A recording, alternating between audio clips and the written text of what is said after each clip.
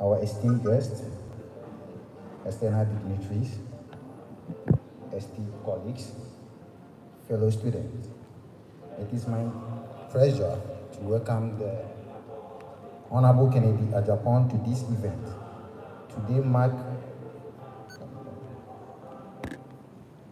To welcome you all to this landmark gathering.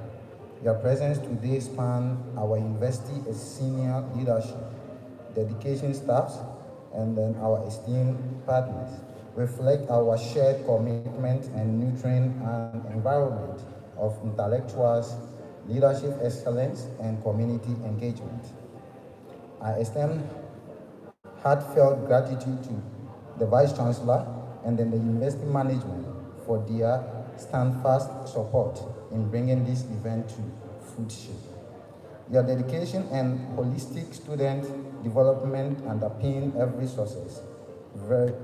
success we celebrate. Today, our student representative, your unwavering advocacy on behalf of your peers is the bedrock of our student community voices. Thank you for your exemplary service. Let us seize this opportunity to engage, to connect, and to be inspired by the word of expertise gathering here. May today's proceedings catalyze innovation, collaboration, and an unwavering pursuit of excellence. Thank you.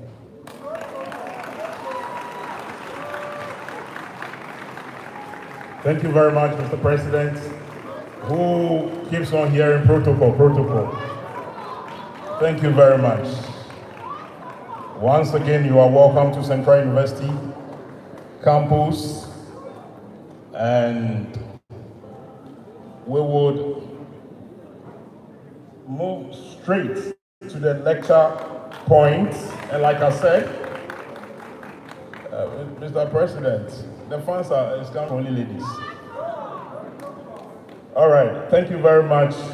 And so I once again welcome Dr. Elvis Buta, who would submit an insightful paper in terms of youth and then leadership. Just after that, then we would continue with the rest of the lecture. So Doc, welcome.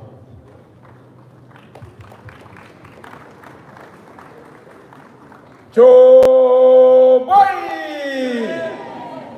Let us hear you loud. We want the incoming president to feel the heat of Central University. Joe boy! Joe boy! Joe boy! Now can we be on our feet and sing? Arise, Ghana youth, for your country. The nation demands your devotion. Let us all unite to uphold it and make it great and strong. We are all involved. We are all involved. We are all involved in building a mother's land. Thank you very much. Respectfully sit down. Let me stand on existing protocols to express gratitude for the opportunity to speak to the youth of this nation here in Central University on a subject that has become increasingly very relevant, especially for our youth. We are seated here today at a time where we have a very youthful, a very youthful nation. In fact, statistics indicate that Ghana is made up of an excess of 54% youthful domination. And what it means is that the future of our great nation is one that lies in the hands of the youth. The fundamental purpose of our sitting here today is to go beyond recognizing that the future and destiny of Ghana and Africa and indeed the world lies in our hands alone, but in fact should lie in our hearts also. In an era where global affairs are shaped by complexities and multitudes of factors ranging from climate change to rising unemployment, and in the case of Ghanaian peculiarities, rising inflation and inexorable graduate unemployment, we must refocus attention to how we can effectively arrest these situations, otherwise they undermine the very survival of our nation. And this makes it important that the subject of entrepreneurship should be on the radar for discussion.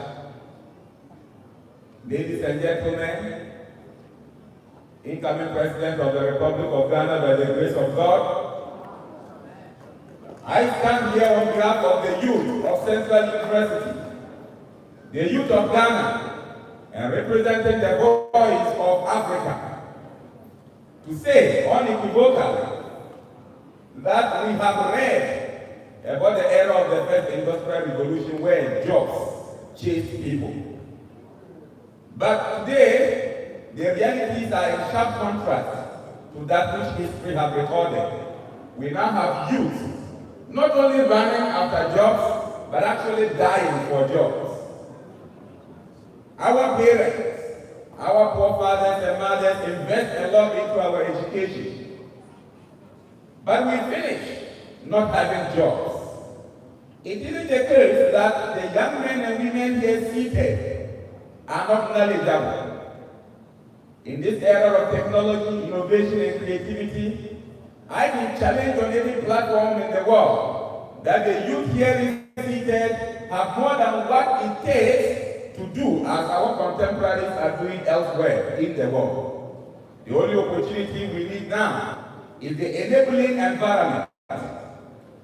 We have witnessed a dying nation where talented young men, gifted with enormous potentialities, are now even given the space to speak and not the chance to experiment that which we believe in. We are hoping that as posterity will have you as president, you will be that pace setter, as you have always been, who will grant us leverage, who will grant us latitude, and who will give us a platform so that the next mover and shaker of our continent should be a product of the CentralUniversity. Yes, we can do that. The next chief entrepreneur who will be spoken about, beyond Dangote and even beyond the Honorable KennedyAgyapong of our own nation, is here seated amongst us. What we need is the opportunity to prove ourselves. What we need is the support. We're no longer looking forward to anything. We're no longer looking forward only to spiritual guidance. We are looking forward to an era where spirituality, godliness meet quality leadership. Because to every nation which God has blessed, He has given a great leader who helped people navigate the storms and help people discover their true potential. That is what we want in Ghana. If youth entrepreneurship must work, then it must be at the instance of quality leadership, exemplary leadership. And let me use this opportunity to call out to action that we here seated are determined to support a new generation of leadership that is determined to pave an entrepreneurial way for us. Because therein lies our jobs. Ghana has experimented every kind of a leader except one. We have seen an era where military men in uniform ruled this country. That does not solve our problems. We have seen an era where academicians, in fact, professors have ruled this nation. Yet they have not been able to solve the critical issue of unemployment and development. We have seen others who have spent the majority of their lives in politics. We can call them career politicians, who have become president they have not been able to radically change the situation and turn things around. We have seen the leadership of Amoah that did not significantly redesign our destinies on the path of progress. The only leader we have not experimented is an entrepreneurial leader. We have not experimented a leader who can show us the number of times he's falling, the scars he has made, and how far the Lord has brought him in success. That leader, the Honorable KennedyAgyapong, in recent politics. He has practicalized what it means to create jobs. He has exemplified what it means to be honest and speak truth to power. And so we are no longer going to wait for rhetorics or listen to experts in economic jargons.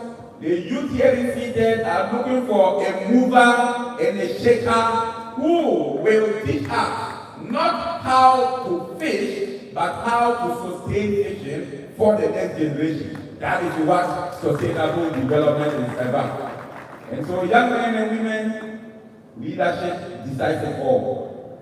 It is up unto you and I to pull up from our sleeves all our energies, all our time, and our effort in determination to stand up for the right leadership. Else our visions, our dreams, our expectations will be buried in the deepest shadows of what we have seen all these years. I thank all of you in the encouragement that we will rise up not to the stories and the propaganda of naysayers, but to the reality that we have a nation that needs rescuers. We are determined to support in this train that brings rescue. Thank you very much. And in the spirit of Mother Ghana, may we all rise up from today, do the little we can do, and be starters of business for an era that helps us in financing, that helps us in mentorship, is on its way. Thank you very much. Thank you very much. And thank you very much. God bless all of us. Thank you very much, Dr. Elvis Buddha. He ended with God help us all. Amen. Mr. DJ, if you can give us a musical interlude, it will help us. Please, Mr. DJ.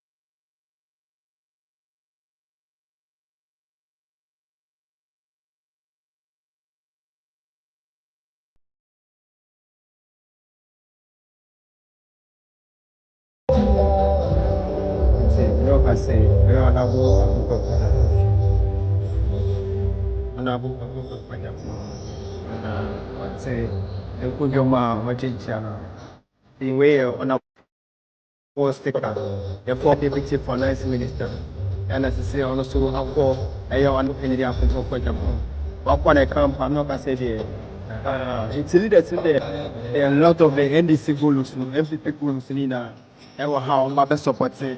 Honorable KennedyAgyapong, the first meeting encounter with the students of the CentralUniversity for the Akwaba Week. Akwaba Week also is the Honorable KennedyAgyapong for Agyapong and on the youth of the Central University. So they're about to train for more now how to start business, the mindset, the leadership. Now Honorable for Agyapong and the youth after that, the engagement of the media counter, no more question. what the summer conscience, the good and bad, the mindset of the leadership of Ghana, social or general, the nice African costume. Thank you very much. Nice lady, so, and I said the students of Central University, so already know. Thank you very much, Mr. Indeed,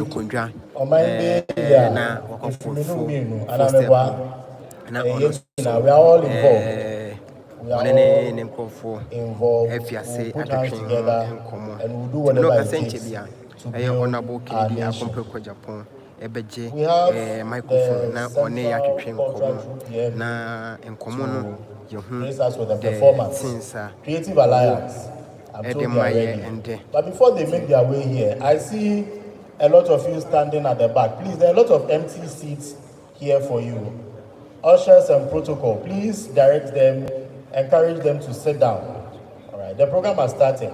All right, and we are also having a live coverage. So please ensure that, let's ensure that everything is done in an orderly manner. All right. So please, if you are standing outside, come inside. We understand that some of you just finished class, some of you are coming back from lectures. Please find a seat, sit down, and enjoy the show.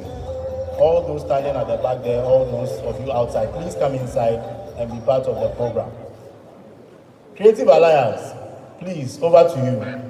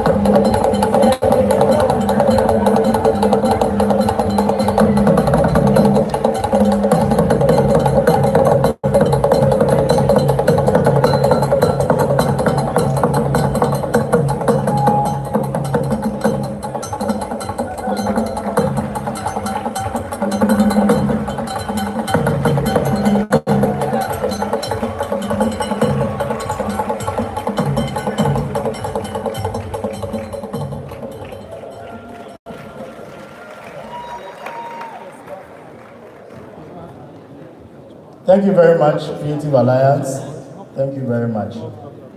Whilst they were performing, I saw that our dignitaries were spraying them with money. I just want to alert you or bring to your attention that all the money they sprayed were in cedis. They were not in dollars. Okay. They were all in cedis. Okay, so we are safe. All right. All right. Thank you very much. So there's a gentleman here, Alex Sapong, a very fine gentleman here who will grace us with some poetry. Let's receive Alex Sapong.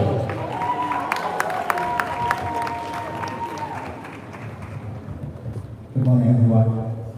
So this piece is one of my collections I titled Letters to My Young Child, and the third piece of it.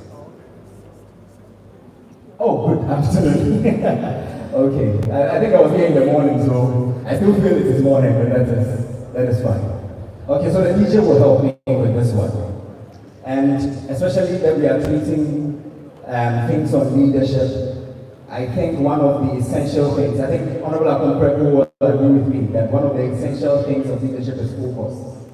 And I think one of the key things that switch the focus of the African man is the African woman. And so this is for all the men, especially, but it's for all of us. And so let's enjoy this. If the technical people will help me with my sound.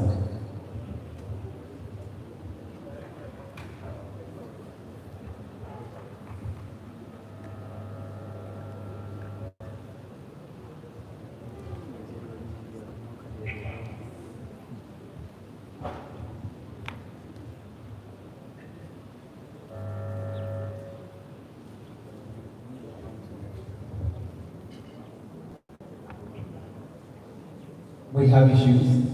Okay, then I will just do it just like that.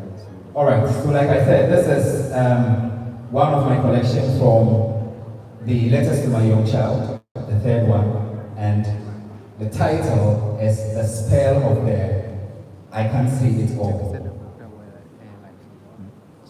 Abrabo, ni boy we bona, forget bona, son to reach hard.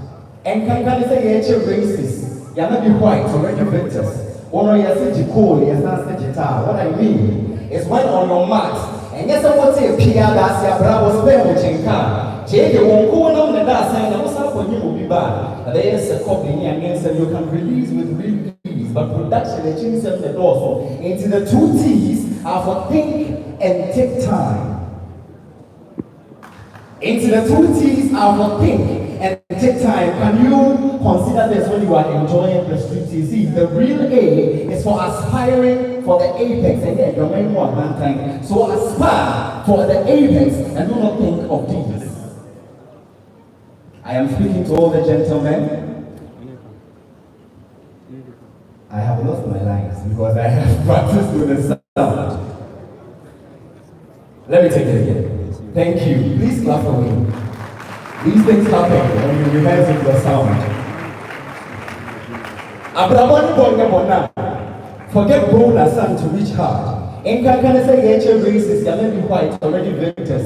When on your stage, call your son's guitar. What I mean is when on your mark. And yes, I would say, Piadas, your flowers, pen, which I can't take it. Won't go on the dance, and I was up for you will be bad. There's a copy, and you can release with real ease, but production, the change of the gospel. Into the two T's are for think and take time. And you think of these when you are enjoying the street tea. You see, the real A is for aspiring for the apex. And yeah, you're making one time. So, aspire for the real A's. Now, bravo or bad contracts here, and here, with the sign. You see, they call us racist because life is a relay. But tones pass on, nothing important, and just pass away. But you, I hope you do, because your sons will appreciate, like a salary, that you give them a good raise. Follow waste and be wasted. The choice is yours. Make a macaque or fine, one fan, that is fine, of course. But beware that someday we will ask for what you have done in this life.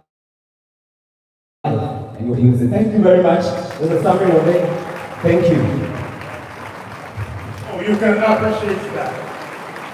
When you are enjoying it, think of the aim. Thank you very much. And I can see in the audience right in front of me, Honorable BCU, former presidential staffer. You can appreciate him. And then also, okay, so as we progress, we'll introduce all the persons that will walk in. I'm reliably informed that the Dean for Student Affairs was seriously trapped in this very traffic, so a kid is bringing her, but the program is moving on. So at this point in time, Mr. DJ, whilst we prepare to enter into the key section of today's lectures, you will give us a very good tune, and then we will call the gentleman to introduce our keynote speaker for today. And so before you do that, we can see staff of the university who are present in today's program. We have with us Agyapong, who is in charge of admission or the admissions office, Francis Danso, also at the estate.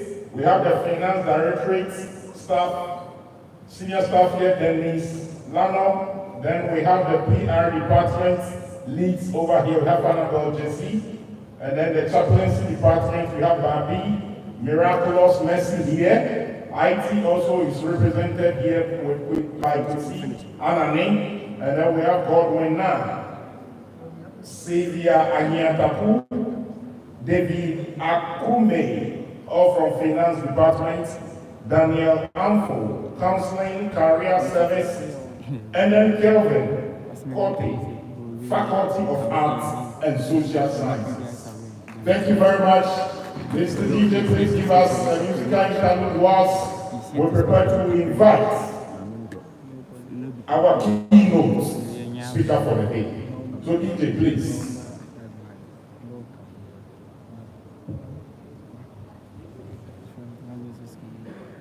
The DJ from the shop. Whilst the DJ is trying to pick that, we need to acknowledge when the program also came up, our junior sisters and brothers from the Prom SHS took interest. They wanted to be part of the program. So if you see those in uniform here, they are from the Prom SHS. In fact, they were the first to get here. And so welcome. Welcome. Thank you very much. Mr. DJ, do you have the team or I go ahead? All right. So we will move straight.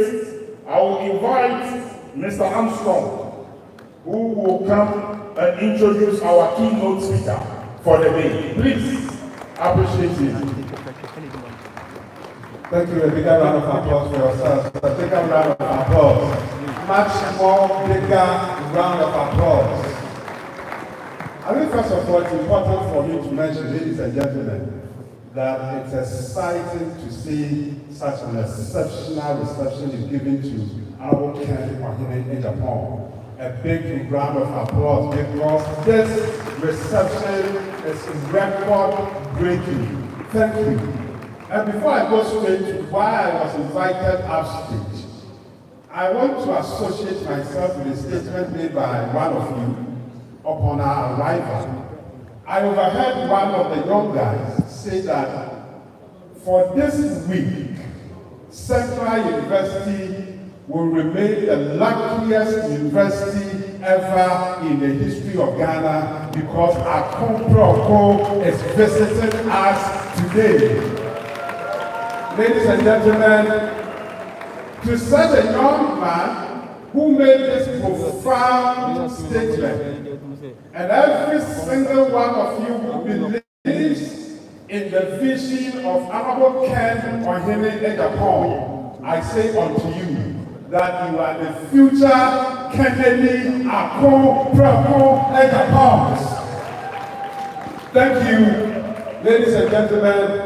I have a specific responsibility upstage here to introduce and to present to you the keynote speaker, a man whose contributions to society and accomplishment are so well known and so well respected that in essence, he needs no introduction anywhere he goes, because his reputation precedes him everywhere he goes. Nonetheless, I will proceed to say a few things about him.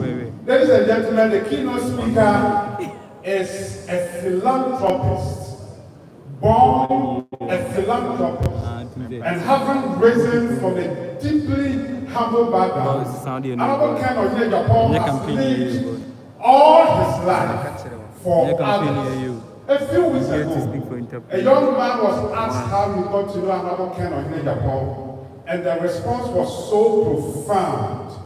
He said that about 15 years ago, he had an admission to the university, but had no money to pay for the university fees. Then, desperate, he decided to go to Parliament to seek financial sponsorship or financial assistance from Agyapong. And for the first time in his life, he met Agyapong, told him his request. This is a good interruption. But thank you, DJ. And for the first time in his life, he met Agyapong, told him his request, and without hesitation, Agyapong looked him straight in the face, put his hand in his pocket, brought out every money in his pocket, and gave it to the young man to go and pay his fees. And then told him, he can do better. I can see what to show your appreciation to Agyapong. And told him to go and come back the following year for the subsequent annual fees.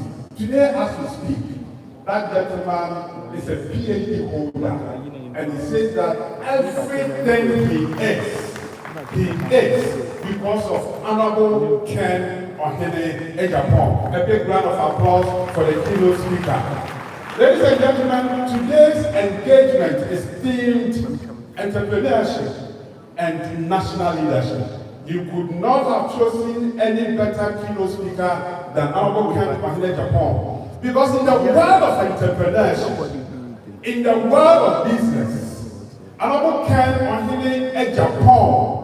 is a mogul.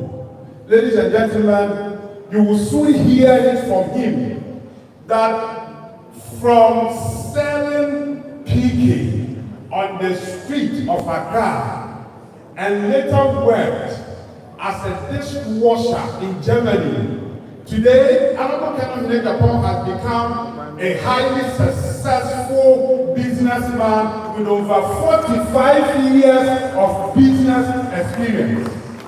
Ladies and gentlemen, his businesses span several sectors of the national economy, with massive presence in the media industry, massive presence in the manufacturing industry, and a strong presence in the cold storage industry. You would agree with me and already know that Agyapong is the founder and the owner of Kensington Media Limited that operates in the Tune TV, Oman FM, Ash FM, NAP Radio. Ladies and gentlemen, in the field of manufacturing, among the several manufacturing companies that the keynote speaker has, Agyapong owns the first Ghanaian owned, and the emphasis is very, very important, the first Ghanaian owned and the largest one-man steel company in the whole of Africa, estimated to be close to 100 million US dollars. Go to Tama and see. Ladies and gentlemen, in the cold storage industry, I am proud to mention once again that the keynote speaker owns the largest cold stores in the whole of Africa with a combined capacity capacity of over 61,000 metric tons. You can put your hands together for him. He is always driven by the passion of curating jobs for the youth. And as a result, he employs over 7,000 workers in Ghana and beyond. We cannot pretend to finish the introduction without mentioning to you that in the world of politics, Amoah KennedyAgyapong is a highly successful and astute politician with over 4 decades of political experience. Just for you to know, he's a founding member of the New Patriotic Party, which was formed in 1992. Ladies and gentlemen, Amoah KennedyAgyapong, again, is the former member of parliament for Asin Central, having served Asin Central for 24 solid years, from the year 2020 to the year 2024. 24 solid years of unbroken parliamentary service. Ladies and gentlemen, just recently, you will agree with me, in the year 2023, the keynote speaker contested the flag bearership of the New Patriotic Party and gave a showdown performance. You can put your hands together better for him.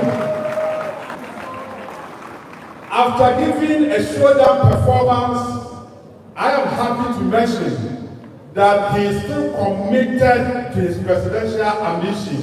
And note this, in Habakkuk chapter 2, verse 3, it reads that write the vision because it will certainly come to pass at the appointed time. Amen.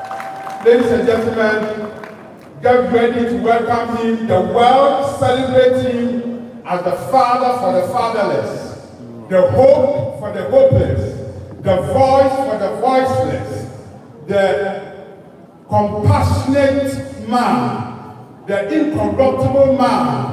Ladies and gentlemen, he's a leader, patriotic, honest, disciplined, fearless, bold, decisive, incorruptible. Ladies and gentlemen, with a standing ovation, let us welcome Amoah KennedyAgyapong. Continue to show your love. Continue to put your hands together for Amoah KennedyAgyapong. Thank you.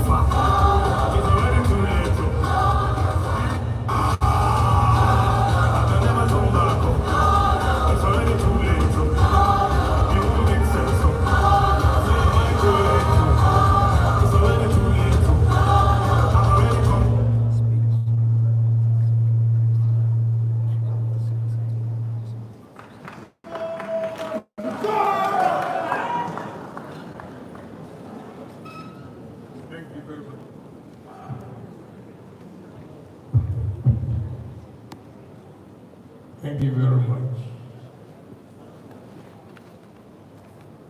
Let me say good afternoon to you all. Before I speak, I first want to extend congratulations messages to the organizers of this program and say a big thank you to you for what you have done and what we are seeing this afternoon. Thank you very much. Again, I want to have different phrases here. I don't know the description to give. So So I will say a big thank you to everybody present here, including my team. This afternoon, I've been charged to speak on entrepreneurship and leadership. First of all,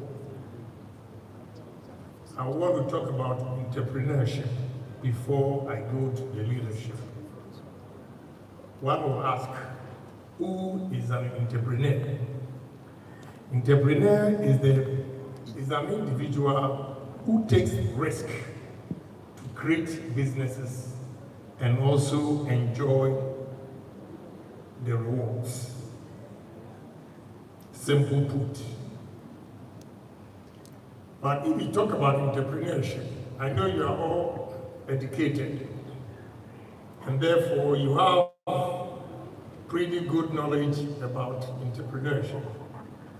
But what you learn in the classroom, although it's applicable when we are really doing business, but there are certain things that are not taught in the classrooms, which I want to do justice to it, so that you become informed with what you have learned in school and what you are going to be confronted with as an entrepreneur when you come out of college. First, I'll use myself as an example to motivate those of you here, especially the young men and women who have decided to come, leaving everything, your studies. I hear some of you have exams, just to come and listen to me. I will share my personal experience with you, for you to know that entrepreneurs are not born, but they are made. Entrepreneurs are made, they are not born. So those of you who take consolation and say that, oh, entrepreneurs are born and therefore if I'm not an entrepreneur, I'm not capable of doing it. It is not true. Entrepreneurs are made, and you can emulate it from successful people, and through that, you can also call yourself an entrepreneur when you begin to establish businesses. Now, we have 7 qualities of an entrepreneur. First, I want the students to write it down. First is vision. Second is courage. Third is integrity. Fourth, focus. 5, foresight. 6, courage. And 7, cooperation. When you have these 7 areas and you focus on it, you can be an entrepreneur. But this side of the world, I want to bring it home to you that to be an entrepreneur, first, you need to have the vision that I'm not going to work for an organization for the rest of my life, but I want to also employ people. When we have that vision, it means you are preparing yourself to become an entrepreneur, the one who will create businesses and opportunities for others also to enjoy. And this vision, those who have the vision is those who think of the future.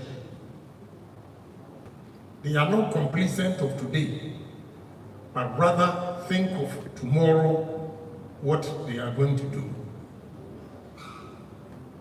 When we have such people believing in the future, then you can say that we have a vision. It is not only the vision. You need to be courageous. You need to take bold decisions. That is what we call in economics risk. You have to take risk.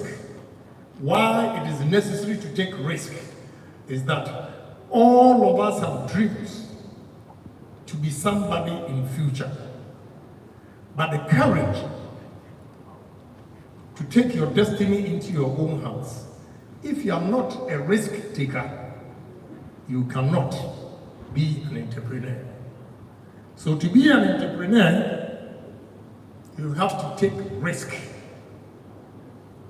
And do not be a security seeker. You should be a risk taker and not a security seeker. What do I mean by a security seeker?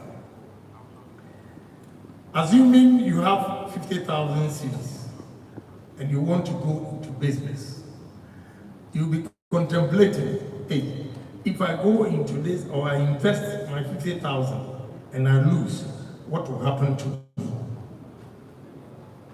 If I do this, I put the money in, what will be the outcome? What will be my fate? When you begin to talk like that, then you're a security seeker. You are only protecting what you have. But you need to be a risk taker and take the risk. That is why there's difference between those who take risk and those who always want to work for somebody. The one who works for somebody is not a risk taker, and therefore he's not an entrepreneur. Sometimes people misconstrue CEOs to be entrepreneurs and entrepreneurs to be CEOs. There are sharp differences. Entrepreneur is the one who creates the business and employ the chief executive to be a manager and manage the business. So there can be the most educated people sit at home waiting for somebody to create for them also to manage. They are all good, but there's a difference.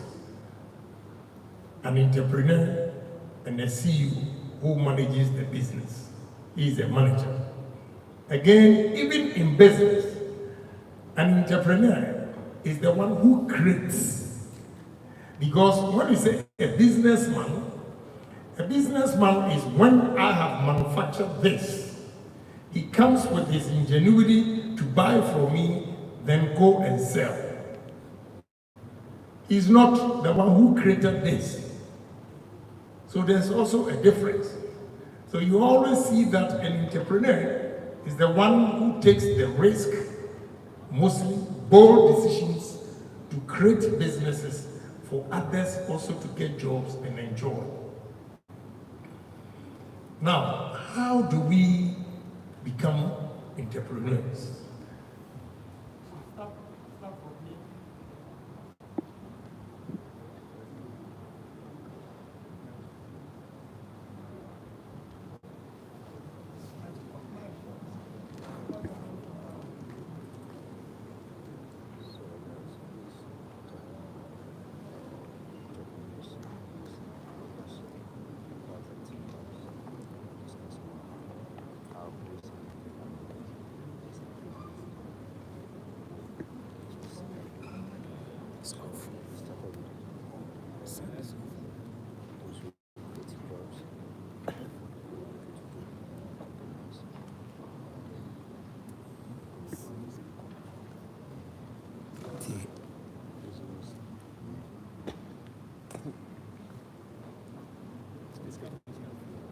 As I'm talking to you, this is the Honorable Agyapong, who is talking to the student on entrepreneurship, how to set up a business, how to also do your own business. He's giving an idea of, as for young ones, you don't need to be dependent on your boss as I'm going to work for somebody for the rest of my life. You're supposed to make sure you work. Unfortunately, the microphone went off, but he's back again. How do you become an entrepreneur? He's continuing. So let's enjoy students what he's saying. I want to give you practical examples. When you were coming to school, parents gave money to you.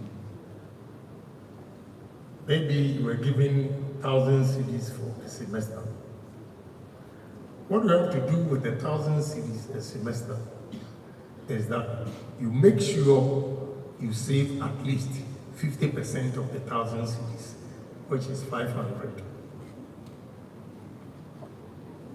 Live a subsistent living for tomorrow. You live a subsistent living today for tomorrow.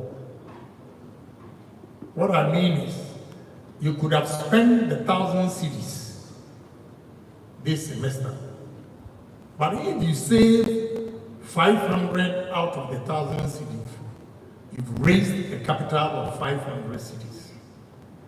Although in your standard, you might think it is not good enough, but I want to assure you, it's good enough because that's the beginning of savings. When you say this continuously, you can compare yourself with your colleague who spends his 1,000 cedis every semester. He comes up with 0 in his account. Whereas in 3 semesters, you have 1,500 cedis. That's the beginning of raising capital to start a business. Especially, I see some of the young ladies, when they raise this capital, then they begin to buy hair products, hair piece, and be selling them. That is the beginning of entrepreneurship. You build on it, and as that goes on, you see that you have raised enough capital to expand the businesses. You are better off than the one who will keep up the Joneses and say that, oh, John has bought this shoe, a designer shoe, I'm also going to get it. So you spend your last peso to buy a shoe. Whereas you could have saved that money for unknown tomorrow. So to raise capital, you need savings. You should have the power to save every money that comes to you. When you have saved enough capital, or when you have saved enough to use it as capital, then comes what you think to do with the money. What business am I going to do?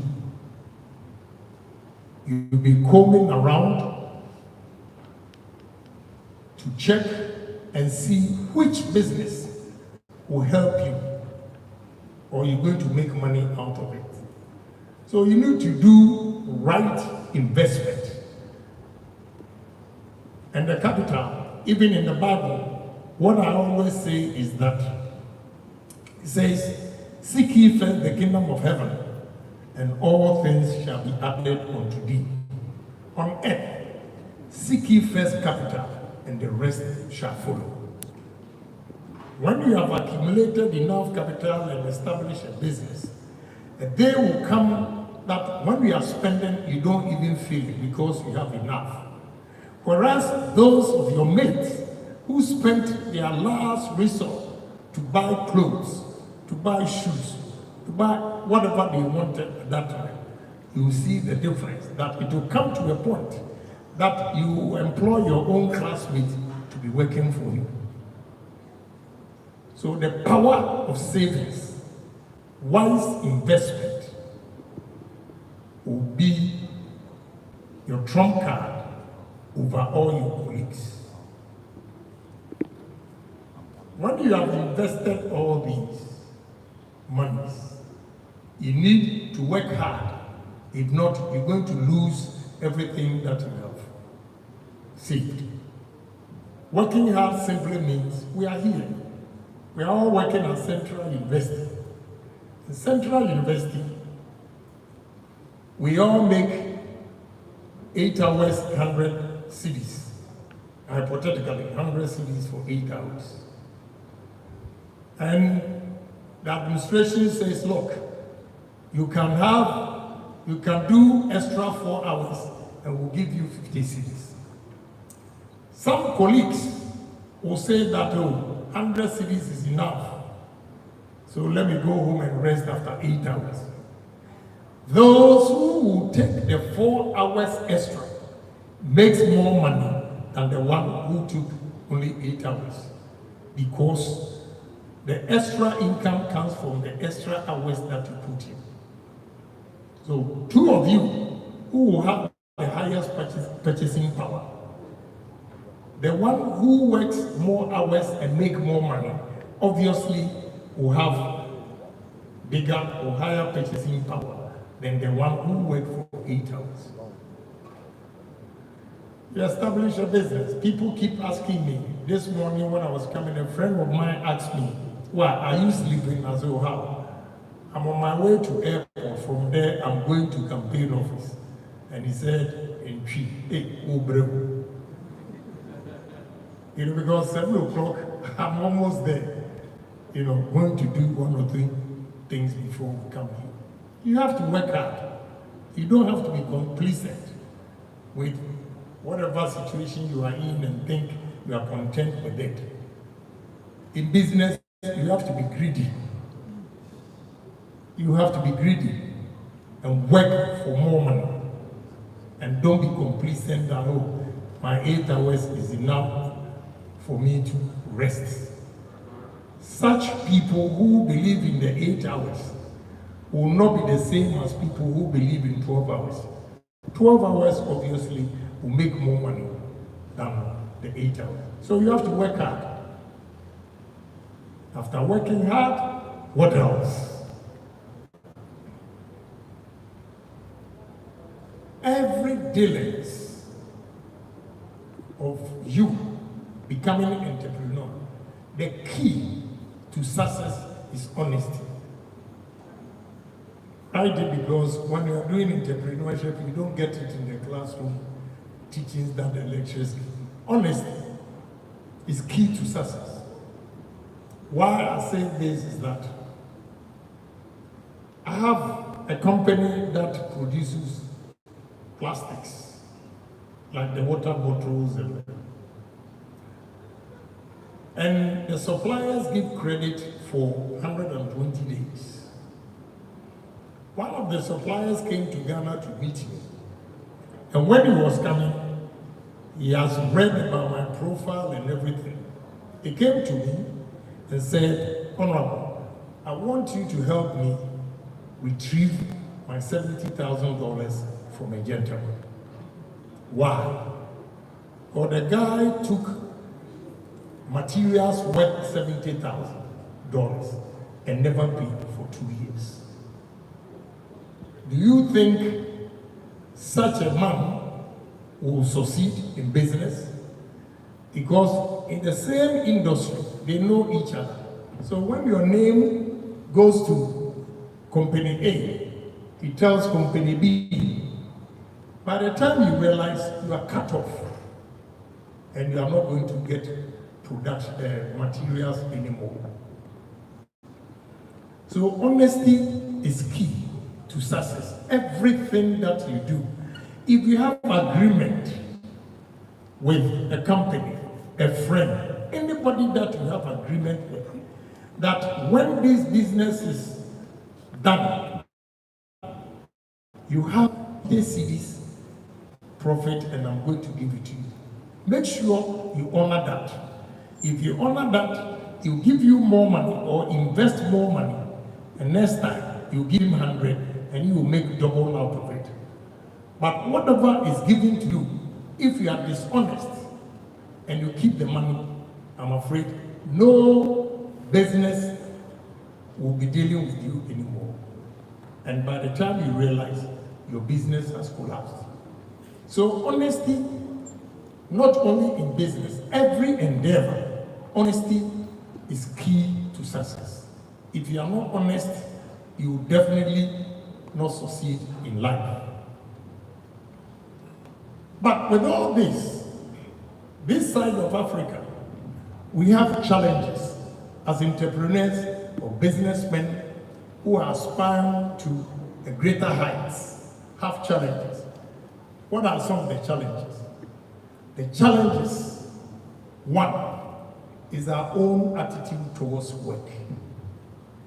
Our attitude towards work. I'm sorry, I have to speak the truth. Most of us, or many of us, our attitude towards work is horrible. Why do I say this? I'm sorry, I have to tell you the truth again. Today, we were ready to get to Central University at 10. That is why I got to my campaign office at 7. When we were ready to set off, we had a call that we have to wait because the school is not ready. I have to tell you the truth. Such things do not help productivity, time management.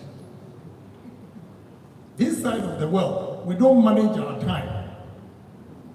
And because of our attitude that, oh, when you are invited to a party and they say 10 o'clock, oh, Ghana time, it is only Ghana that they have a different time. When it's 10 o'clock, it's 12. Such attitudes do not help businesses. That is why, in terms of businesses, Africans are considered underdogs. So if you want to succeed in life and be a different businessman or entrepreneur, change your attitude. If 7 is 7, if you know 7, you are not going to make it like you did. Again, I praise you for that. At least you drew our attention that the 10 o'clock is not possible. Then we know that this is what we have to do. Anybody who manages his time, anybody who has a positive attitude will definitely succeed in life than those who don't have positive attitude and they do things the way they want. That's the challenge we have here as an entrepreneur. Then also, you are doing business. That our competitors who are foreigners always knock us out of business with the locals or the citizens. Why? They have access to capital.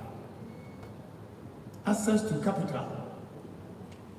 If you are going for a loan to expand your business, the hassle you will go through even to get capital to expand the business, it's not easy. You go through hell. Before the bank will believe you, you have to strip naked for them to know the kind of underwear that you are wearing before they accept your proposals.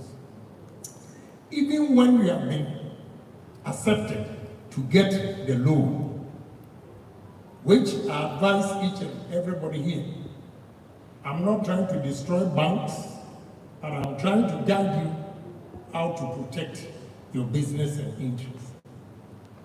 Try as much as you can to refrain from loans. Loans. We have ridiculous rates in this country, hovering between 30 to 35%.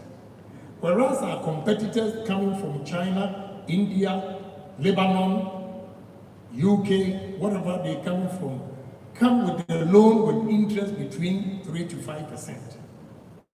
How are we going to compete with them? That is why you see that Ghanaian entrepreneurs are only doing the small scale businesses. And the large scale businesses you find in this country are owned by foreigners because they get cheaper loans, come in and invest, and their cost of production is cheaper than us because of high interest rate that we take. So one of the challenges is the loan that we take is so expensive that it's not been easy for anybody. Again, another problem we have in this country is culture. Our culture impedes progress. And if you have the same culture in your organization, it impedes the progress of the organization. Why? Here in Ghana, if somebody steals from my company and I fire him, you have Reverend Minister coming to beg, politicians like my colleagues calling me, you have your relatives, your uncle, your father, your grandfather, all of them coming to you to plead with you. Meanwhile, elsewhere in the developed countries, when you are fired, you are fired. Nobody comes to beg for you. Then again, here, when you are fired, you can go to your mother's house, you can go to your father's house, and at least you will eat. In the developed countries, you have to pay your rent. Even if you are staying with your mother, you pay rent. You have to buy food. You have to take care of yourself. And if you lose your job, there is no pastor coming to beg. There is no uncle coming to beg. There is no politician coming to beg. That is why the systems are working elsewhere and it is not working here. So if you want to succeed, I tell you the truth, even your own family, don't employ them. Let them stay home. Don't employ your own family. Let them stay home. When you make the money, you take good care of them. That will say, oh, Uncle Ken, well, you're nice. But if you give him a job and he doesn't do it and you sack him, your cousin will come and a family and three more than and one purpose you have for yourself. Meanwhile, if you don't sack them, they will collapse the business, and these same relatives of yours will call you a useless man. A useless man. So you have to be bold and make sure you protect your interests. And your interest is to take firm decisions. You have to be strict. That's the only way you can make it. Because if you are working with a Chinese company and you get fired, will you get a politician to call the Chinese company? But in my case, you get my colleagues coming to beg. These are some of the disadvantages of Ghanaian entrepreneurs. So if you want to succeed, stay away from all these things and you'll be an exceptional entrepreneur. If not, whatever you've learned in books will not be applicable because of the mindset of the people. So young men and women here, I want you to take your destiny into your own hands and challenge yourself that if KennedyAgyapong has done it, I can also do it.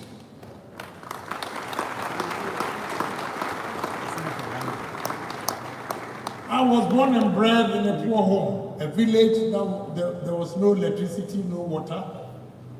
The only chance I got to come to Accra was when I was in secondary school, Form 3 at Saddle College. And every vacation, I was walking on the street, selling. Yes, speak a chocolate, Tatranazet, yes, raw. Yes, speak a chocolate, Tatranazet, yes, raw. Today, I have over 7,000 workers, and this year, I added 350,000. Wow.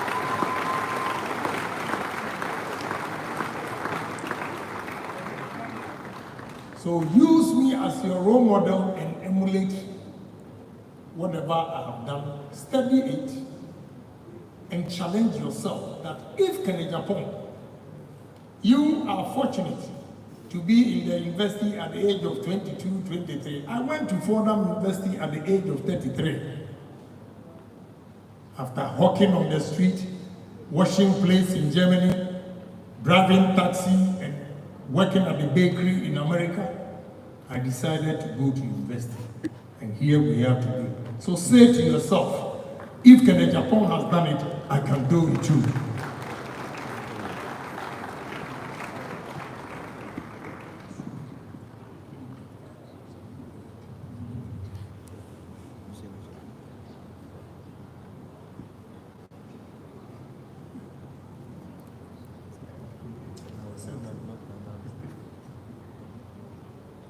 Sorry, I said 350,000. I said 350.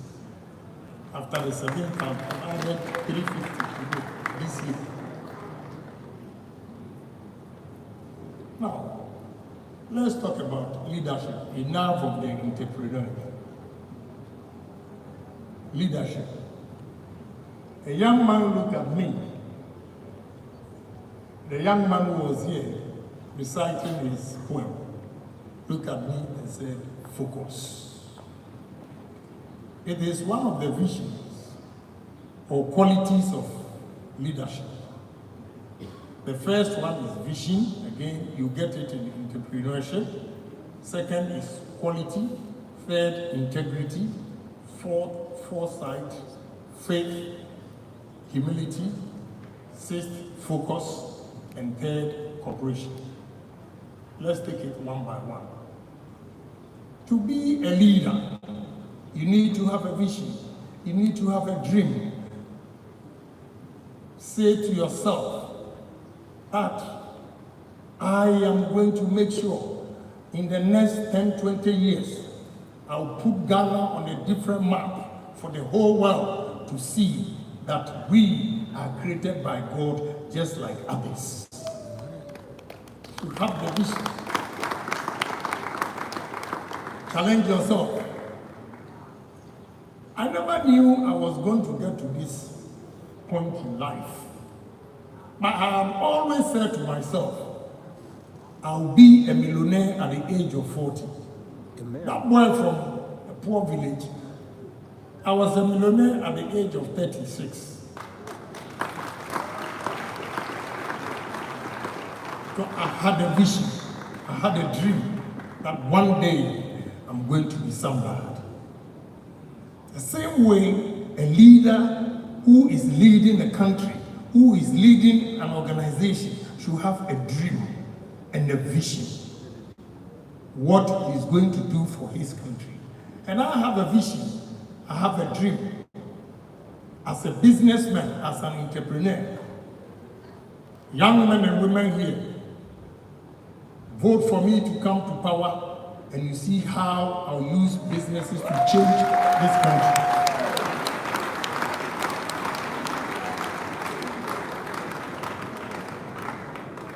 A leader should have the courage. A leader should have the courage. If you don't have the courage, then step aside. Let me quote Abraham Maslow. Abraham Maslow said, in simply put, you will either step into growth or you either step back into safety. I repeat what Abraham Maslow said.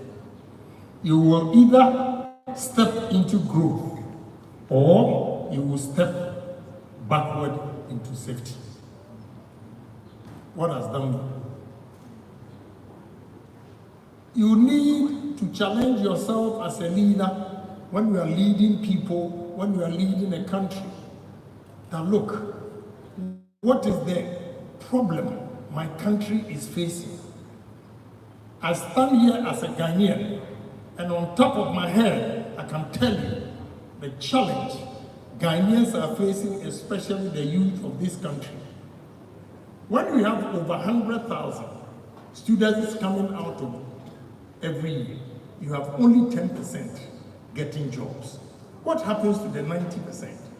You need a leader who is creative, a leader who is bold and courageous to say that, look, enough is enough. Let us change the status quo and change the narrative.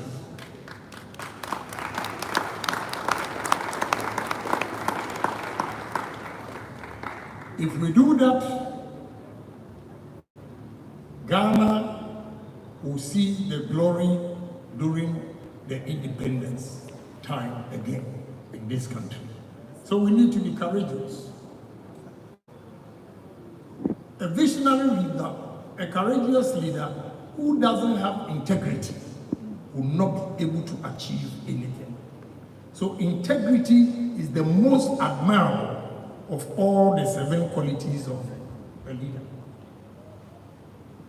If your people believe in you that KennedyAgyapong is honest, is credible, he will do it for us without taking bribes. You will get every citizen of this country to come on board. So without integrity, any leader who comes with force, pushing people here and there to accept his belief, will never work. So integrity is key. Then a foresight. You should have a foresight that this is the level I want to take this country to. A man with a foresight is able to study the market or the conditions of his own country and say that, and make a projection that in the next 5 years, this is how far I want to go with my country's economy. This is how far I want to create job opportunities for my youth. I believe in you. If not the youth that invited me, probably I would have been in America because today, on Monday, my daughter, a dentist, I'm a village boy. I don't even know all these things. They are saying a white coat, so I have to be there. And I say, I've been invited to go to CentralUniversity, so my wife has left.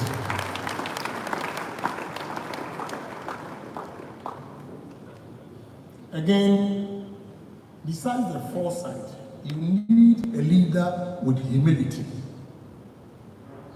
A leader with humility, meaning a leader who can always let people know how he appreciates them, how he respects them, so that they also reciprocate the respect and they work together. If you become a dictator and you don't respect the people, no matter the brilliant ideas you have, if you are not humble with your people, you will never achieve your goal. So a leader must be humble and bring everything on board, everybody on board. A leader should stay focused. I have challenged myself that in the next 3 years, I should employ 10,000 workers in this country.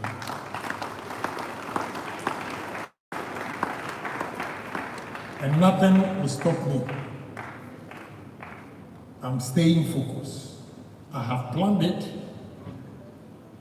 This time, there are turbulence in terms of the economy.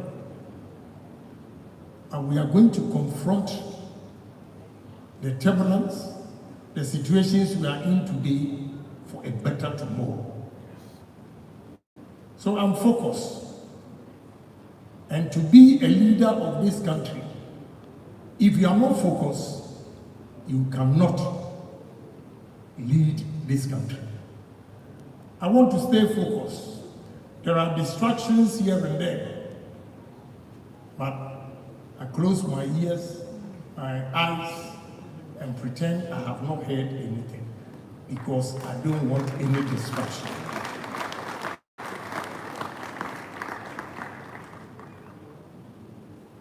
So we're going to do it. The last one of the 7 is cooperation.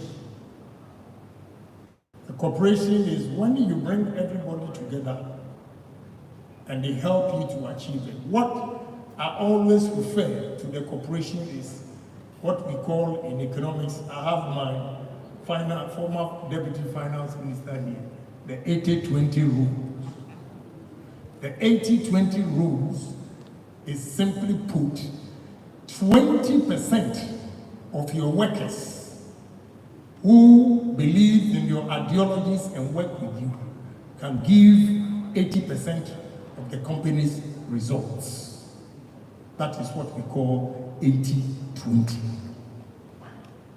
So we are going to use cooperation to bring everybody on board in terms of development. And we can do it. Let's say to ourselves that yes, we can. Yes, we can. Yes, we can. Yes, we can. That's the only way we can change this country. We need the cooperation of everybody. Move this country to a level where if 100,000 students come out of college, at least you have 80% of the 100,000 working.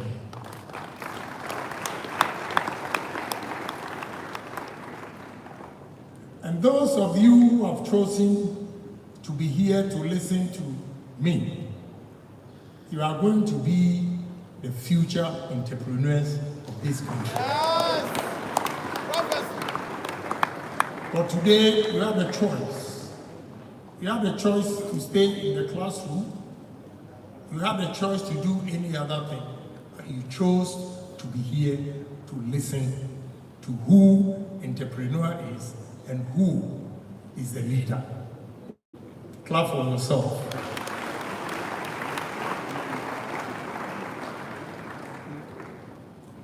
So this afternoon, what we have learned, most of them, you don't get it in the classroom. It comes from personal experience. So I share this personal experience with you and give you confidence that each and every one here should take his destiny into his own hands and say that sky is the limit. Don't be complacent. Don't be a myopic thinker. Don't be complacent and think everything that you have is enough for you.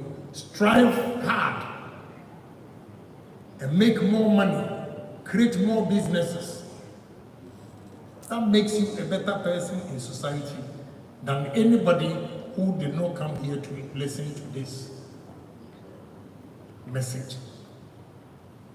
So young men, young women present here, I want to take this opportunity to thank you for giving me the opportunity to share these few ideas with you. And I know we are not going to get everybody to come on board to be an entrepreneur. But even if we get 10 out of the crowd gathered here, we've made an inroad. And definitely one day we'll benefit from it. So say to yourself, if KennedyAgyapong has done it, I am also going to do it. And I can do it even better than KennedyAgyapong. Thank you very much. God bless you all.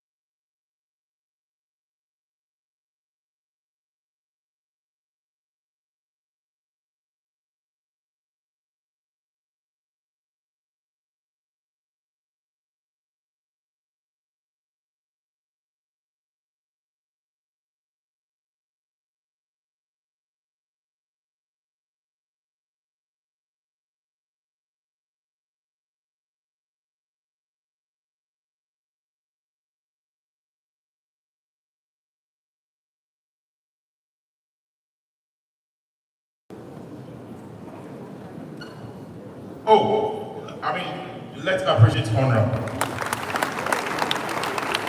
Very seamless presentation. Consistency. And I'm very sure I saw a lot of us taking notes. A lot. Let's clap for ourselves. Even those with phones, I noticed a lot of them who were trying to keep notes. And I'm very sure this is a man of experience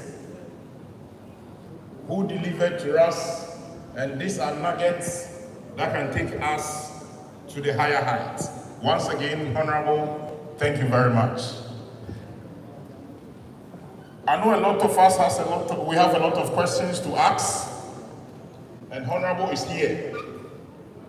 We also are privileged to have with us the Dean of Student Affairs in the person of Professor Adley Kastner. Please, let's appreciate Mami. Thank you very much. Thank you. In due time, she will come and submit to us a paper. At this point in time, we'll be taking 3 rounds of questions. The first round will take 5, then we come second round 5, and then third round 3. Then we are good to go. Let your question be short and straight to the point. We would, let's see, if you have questions, just lift up your hands. Yes.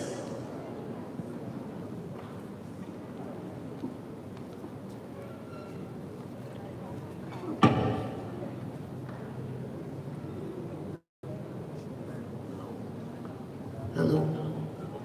You mentioned your name and who you are and where you're coming from. All right, so we are taking 5. Why is my co-MC, please? So let's see the first 5. Just let's 1. Yes. The first 5. 1, 2, 3. Please be standing for us. Just first 5, please. Let's be on our feet respectfully. Be on your seat. Okay. Okay. Thank you very much. Please, you mention your name and then straight to the question. Thank you very much. My name is Wisdom Asamoah from Crossing High School. The question goes to Honorable. Suppose you are starting a business from the scratch today, in today's economy. Please, how will you start? What are the do's and the don'ts that you have to know? Thank you very much. All right, thank you very much. Thank you very much. My name is Kennedy Johnson. Please, I have 2 questions. 1, I think many youths are discouraged by corruption, nepotism, and lack of support in the system. How can we as young people rise above this and still succeed? My second question, you balance politics, Honorable, and business quite uniquely. What advice do you have for young people who want to make an impact in both fields without losing focus? Thank you very much. Yes.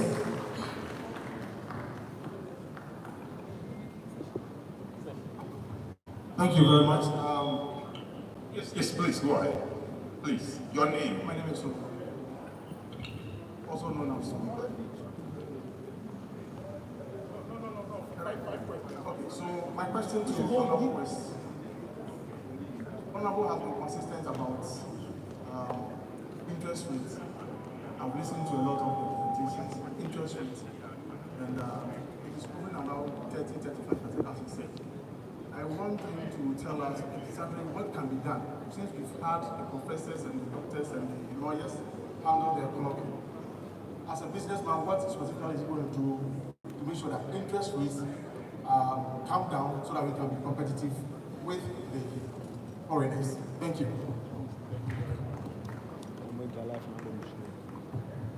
Hello. My name is Papayao, Ghana Telecom student. Well, I'll begin with punctuality.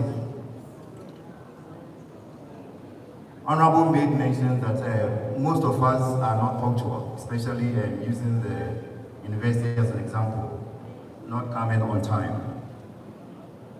But then, when you are from Accra to North, probably using railways could take you like 30 minutes.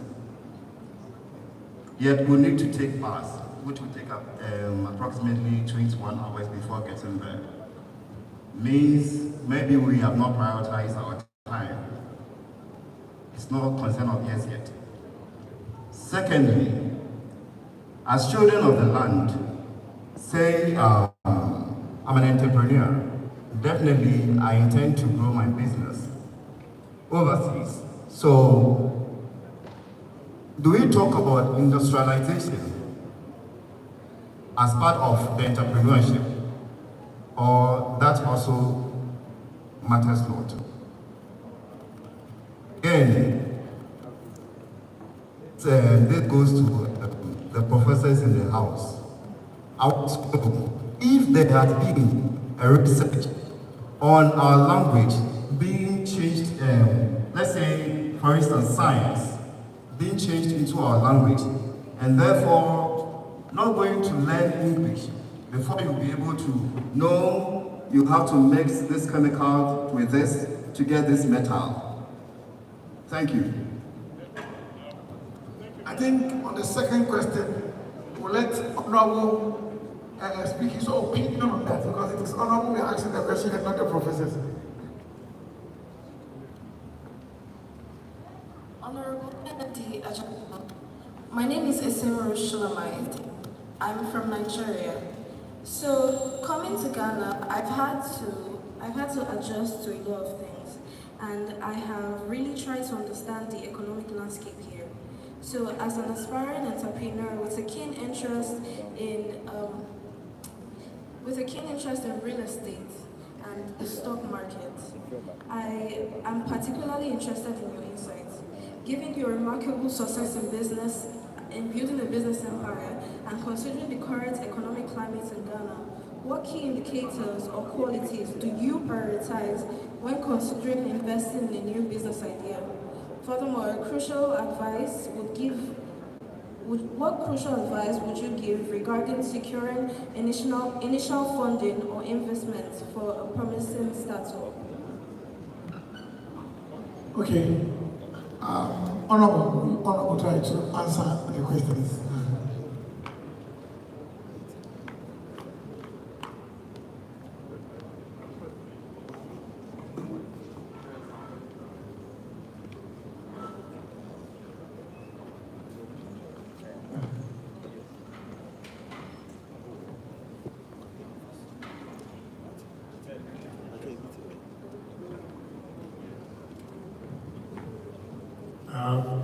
The first question was, how will you start a business today, considering the economic environment? What I can tell you is, it depends on your capital, what you've decided to do. But to start a business, like I said, you need savings. You need to save to raise capital. And when you have enough capital for a particular business, you do the analysis and see that where I'm going to establish this business, we call something economics, a comparative and competitive advantage. And let me give you one example when it comes to comparative advantage. In this country, we have about 6 regions that are calling for large-scale agriculture and industries. But to site your company or your factory, you first look at the locations. So this is when you have the capital. I hope you are listening. When you have the capital, the location is also very, very important. So it's location, location, location.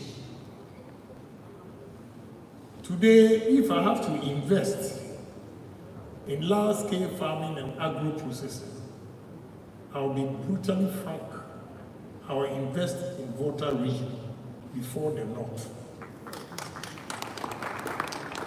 As a businessman, because of proximity to market, because of proximity to the port, If I have my finished product from, say, Sogakupe, it will take me about an hour to get to the port, 1 hour, 20 minutes to get to the market. But in the north, it will take me about 21 hours or 2 days to get the stuff or my finished product to the market. The cost of transportation alone will eat into your profit. So when you have capital and you are citing your business, you should consider location. It's very, very important. You just don't go, even if you're going to rent a shop, look at where the traffic is heavy. If you want to go into raw materials, look at areas where they are building new homes. These are how you take the decision, the strategy, to start the business. You just don't go into business because KennedyAgyapong did this and he succeeded, and therefore you're also going to go into it. No. You don't know what goes into a particular business. So you have to do a good research and not just enter into any business. When you do a good research for a product, then you can say that this is where I'm going to site it, this is the product I'm going to manufacture. So all these things, it's a whole topic that we can take a whole day to discuss. Nepotism. Nepotism, favoritism is what is killing this country. No doubt about it. Recently in the news, you hear Agrada and Sami Jemfi. If I were the president, I would fire Sami Jemfi right away, not even a second, because the evidence is clear. I don't need to go and do any investigation to serve as a deterrent. Young men and women complete their university education, they did their national services, and even national service, you have to pay to get a good company to work with. If you don't know a politician, you cannot even do your national service. All these things are impeding progress. And because of that, because of nepotism, we always employ square pegs in a round hole. So it's a canker that we need to solve or resolve. So I'm glad you brought it up. And you also questioned about business and politics. It is not very easy. In business, I would have gone far than where I am today if I'm not a politician.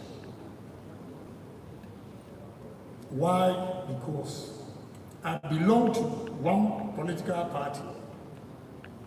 If there's change of government, they attack your business, the new government attacks your business. Even your own government, your friends might look at your face and they don't like it and try to kill your business. But if you're a politician and you're not a businessman, it's different. You don't feel the pain. But if you're a businessman and you are still doing politics, it is not very easy. So to balance it, all you need to do to enable you balance it is honesty. Don't compromise on your integrity. If you compromise on your integrity and do any fishy deals, any change of government, they will come after you and collapse your business. So if you want to do business and at the same time go into politics, you should know what is ahead of you. It's a high stake that you're going to take. Interest rates. First, to reduce interest rates, in this country, I have to tell you, I am not scared. I will tell you the truth because I'm a businessman. You don't need the government competing with entrepreneurs or businessmen in terms of borrowing. The government is borrowing from the banks, and private sector is also borrowing from the banks. It makes it very difficult for the private sector to get a lower rate. 2, Bank of Ghana sets a prime rate at say 22%. Where on earth do you set a prime rate at 22% and expect the bank with all the risk also to give to customers at 25?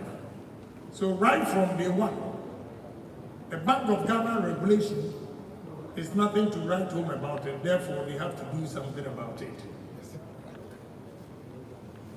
Again, production. When we create businesses, the government will get taxes from workers, the businesses, they will pay their annual taxes and everything, the corporate taxes. When the government has enough money, it will bring the rates down because they will not be competing with private sector for loans to do other projects. So creating more employment and flooding the market with goods and services will also bring interest rates down. Today we are talking about dollar. I hear in the news all over. The economists will tell you if they are fair and they are not playing politics with it. It is not a magic from NDC government, it's not a magic from NPP government that is bringing the dollar down. It is Trump and his policies towards the rest of the world's economy that people are not demanding dollars as expected. So the dollars are sitting there. Now they are competing with China. So whatever they are saying, if Trump and the world come together again, you will see that our country did not put or implement any policies that will bring the dollar down. So whatever you are seeing here is temporal.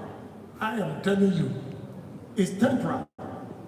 It is not any economic gurus in this country that is causing the cedi to appreciate and the dollar to depreciate. It is the wealth market that they are not demanding the dollars as much as they used to. That is why there's no competition and supply of dollar is exceeding the demand. As simple as that. These are basic economics principles. So we have to be careful with what they are saying about interest rate and all those things. It's not magic. It is the world economy that is falling apart. And the demand for the dollar has gone down. Somebody asked about punctuality. Punctuality, I talk about time because if you become disciplined with your time, it affects everything that you do, even the decisions that you take. So if they ask you to come at 7, somebody will tell you, I live at Okanshi and I'm working at, I have a company called Platinum, I do the plastics. I always take buses to Kaneshi, Ashama, Tema Central to pick the workers. With all this, some come and they are late because coming to join the bus is not waiting for one person. So when you are late, it leaves you and they come back giving excuses that I live at Kaneshi. When you were looking for a job, did you tell your boss that you live at Kaneshi and therefore you'll be coming to work very late? If you have told your boss that you'll be coming to work very late, would he have employed you? So that is no excuse. You knew you were staying at Kaneshi and coming to work at free zones. So if you start work at 5, you have to wake up at 3 to get there. No excuse. Because you know, if you wake up at 4, you cannot use 1 hour to get to free zone. So punctuality is very, very important, and it helps in our daily activities. It increases production, and delays will also reduce production. So punctuality, punctuality, punctuality. That's the only way we can grow the economy. Industrialization, if I talk about entrepreneurship, what do you mean by industrialization? The businesses that we are creating. Somebody mentioned I have a steel plant worth 100 million.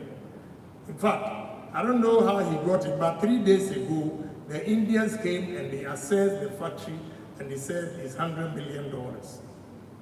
And I need $35 million working capital. Now, do you call KennedyAgyapong an industrialist? Or what? So, it's the entrepreneurs who create the industries. So if we are talking about entrepreneurs, they are the same people. When you say industry, we have small-scale ones and large-scale ones.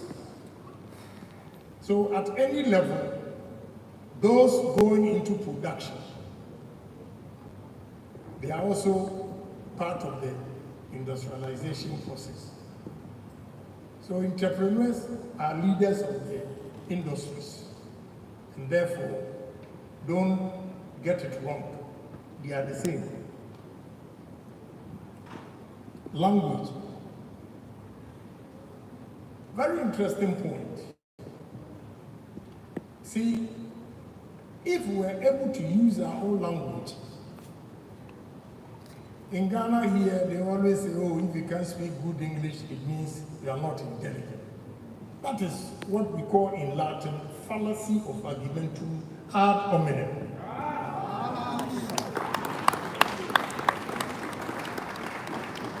Okay?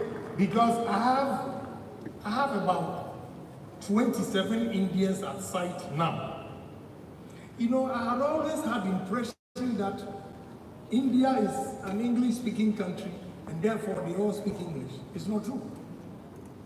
I took them to Noble restaurant one day, having lunch with the workers, the Indians. And all of them here are engineers.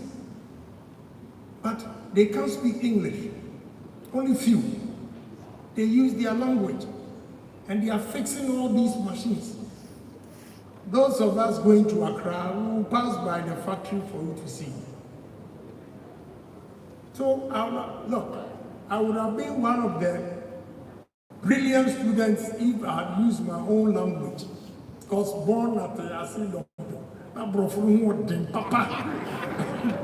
You know, at the Southern College, when we speak, they will call me, and the young ones from Radiant Way, Morning Star Association, they all turn their back. The teacher, the master was, yes, the gentleman back there, and they will turn and look at Agyapong, a new bluff cheme.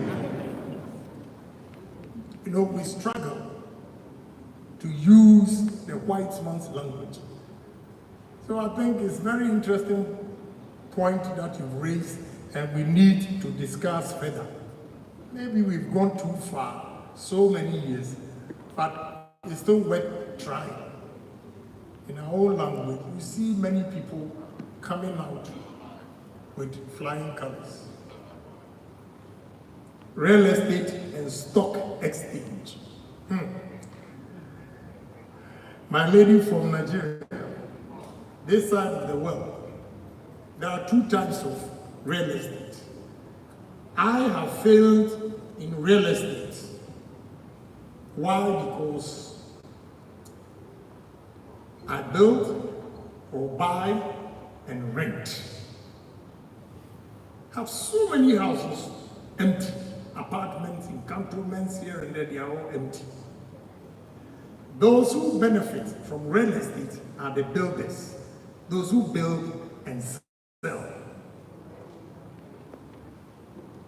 And you see, like that is not a lucrative business. I'll give you one example. The new factory that I bought, that employs 350 people, I did not pay more than $4 million for that factory, and it's employing 350 people. I have a house in Cantonments that the land alone I paid $2.2 million. So completion, what would be your estimation? So instead of going into real estate, preferably you go into manufacturing. Because what I'm earning from the $4 million company, in the next 2 years, I'll get my money back.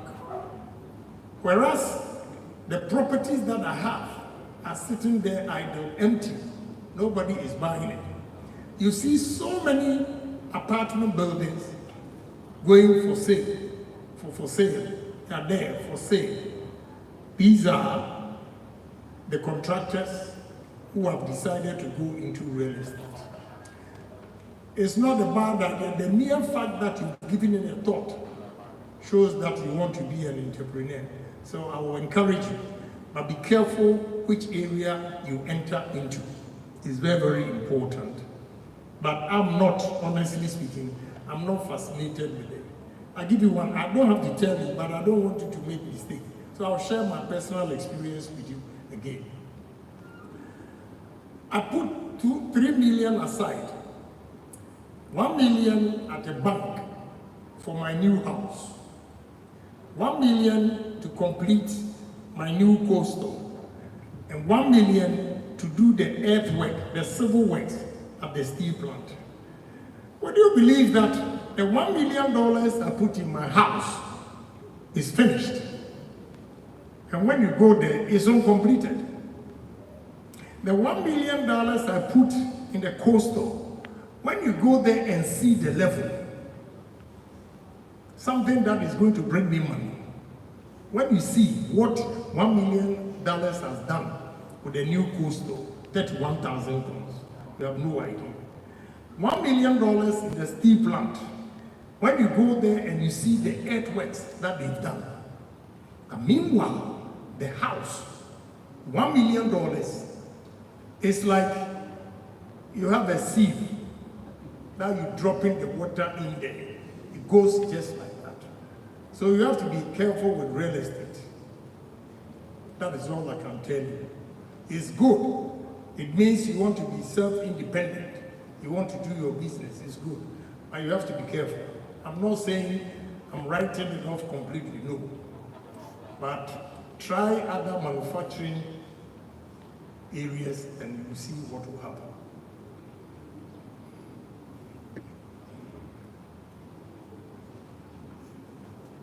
And stock exchange. With what I'm doing with industries, I call it lazy approach. You know, one of my daughters worked at the Google, started buying stocks. One day, said, "Daddy, let me show you. I made $432,000. Oh, she's just about 24. I think this February she was 26. $432,000. Just about 2 months ago, the 432, because of the volatility of the stock exchange, the money dropped to about 200,000. But if you put it in a business where you have time to manage it yourself, you will see the outcome. They are in America and you know they don't know this kind of manufacturing and how they are going into it, and therefore they're going into stocks. It's good, but I call it lazy approach. Because you can spend about $300,000 and have this water manufacturing company.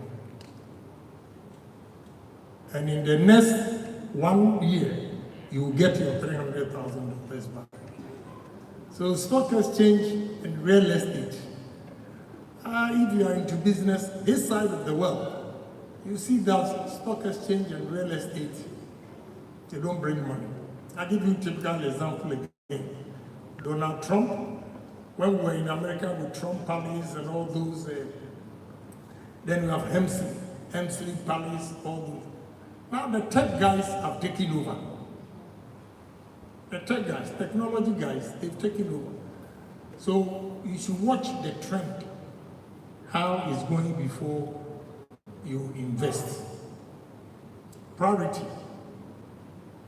I mean, when we talk about priorities, you should set goals for yourself. And the goals that you set, some are more important than the others. So you have to start.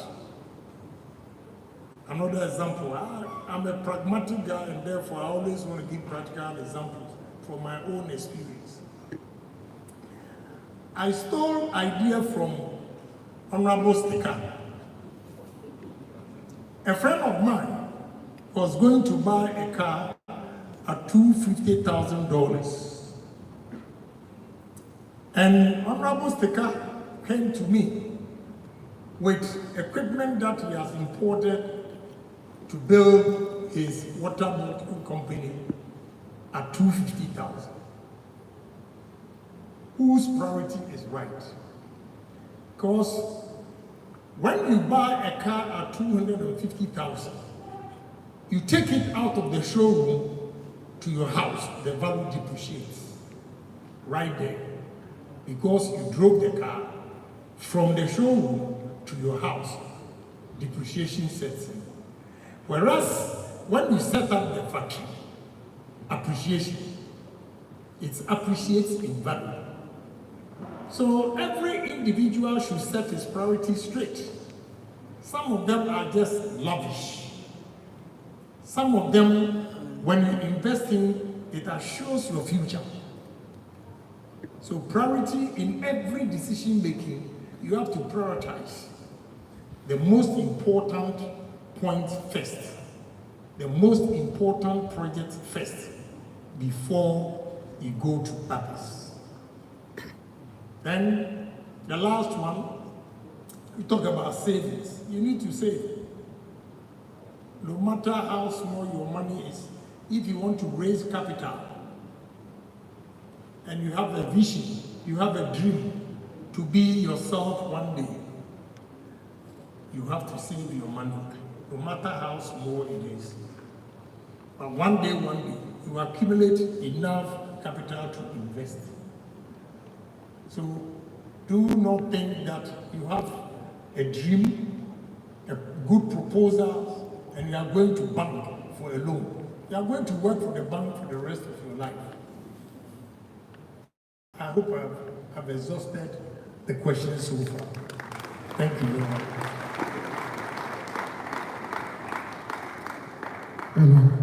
Mr. MC, I think His Excellency will sit.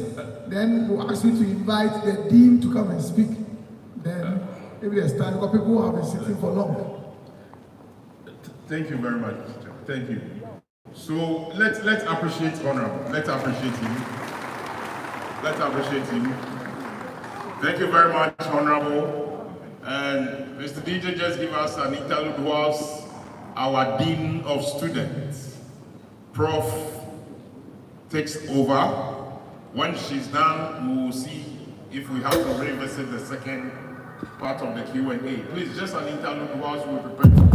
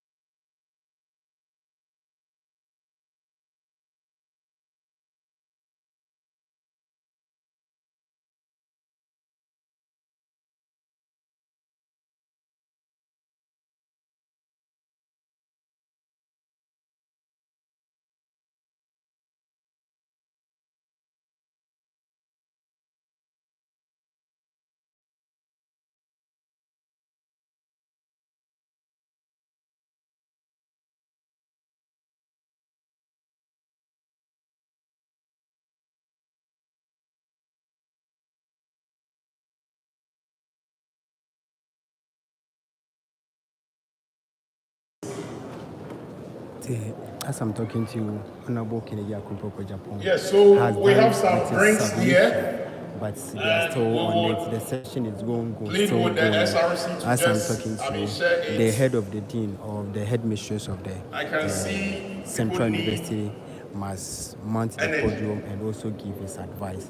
As I'm talking to you, Honorable KennedyAgyapong Agyapong didn't come alone. He came with a lot of dignitaries. As I'm talking to you, the former in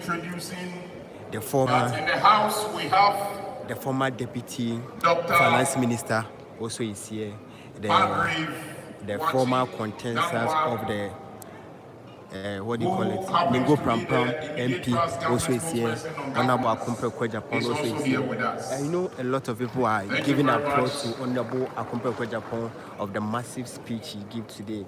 As a young guy, I know if you are a young guy today, you have to learn a lot. Not only just one. You have learned a lot. Not only the interest of the youth, but the interest of the people of the country. And that's what I'm talking about. So, the Honorable Agyapong Agyapong. Professor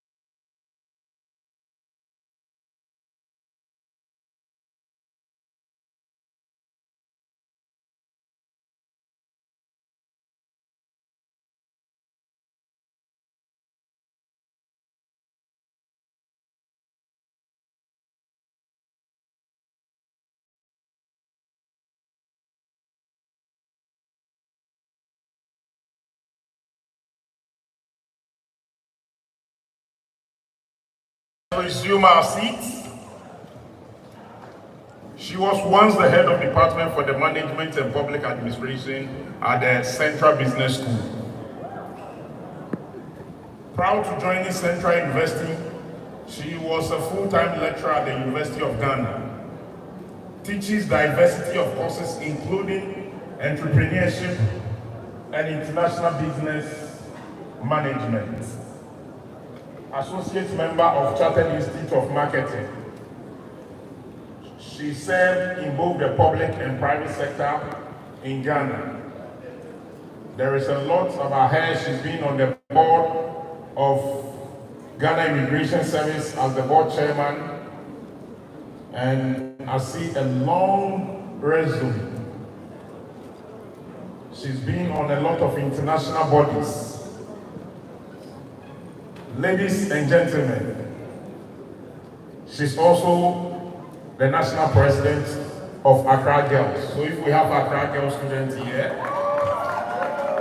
with a clap offering, shall we welcome Professor Adelaide Castina to deliver her paper for today. Thank you very much, Mami.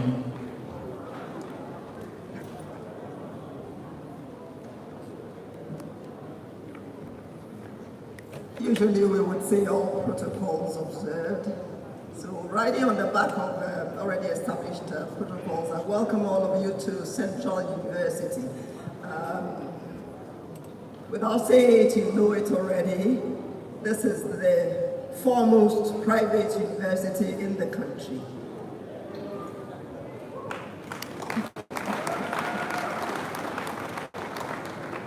So we blaze the trail. So it does not surprise me that Honorable KennedyAgyapong said that he had to come here.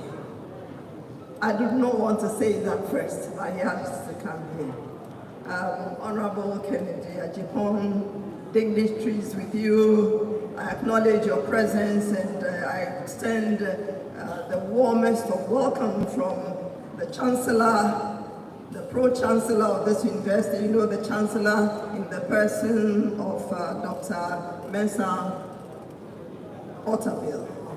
We have Pro-Chancellor as well in the person of Mrs. Joyce, Dr. Joyce Ayi, Madam Joyce Ayi. And then we also have our Vice Chancellor in the person of Professor Bill Werner Kuplampo. We have a Pro-Vice Chancellor. I extend his warmest welcome to you as well, the Registrar, and then the entire management of this university. So you are most welcome, and we are happy to have you. I am happy that Honorable has already touched on a lot of things, and he teased out our core values without even probably intending to do so.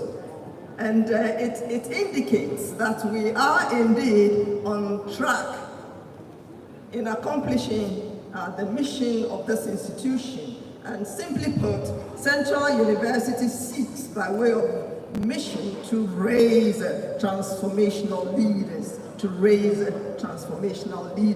And we achieve this mission through our core values. And the first one is faith. The second is integrity. And the third is excellence. You can't miss. So as you spoke, I could see all these in your delivery. You spoke about faith. We believe that faith in God consolidates everything. The fear of God is the beginning of wisdom and knowledge. And when we fear God, we do not cheat our neighbor.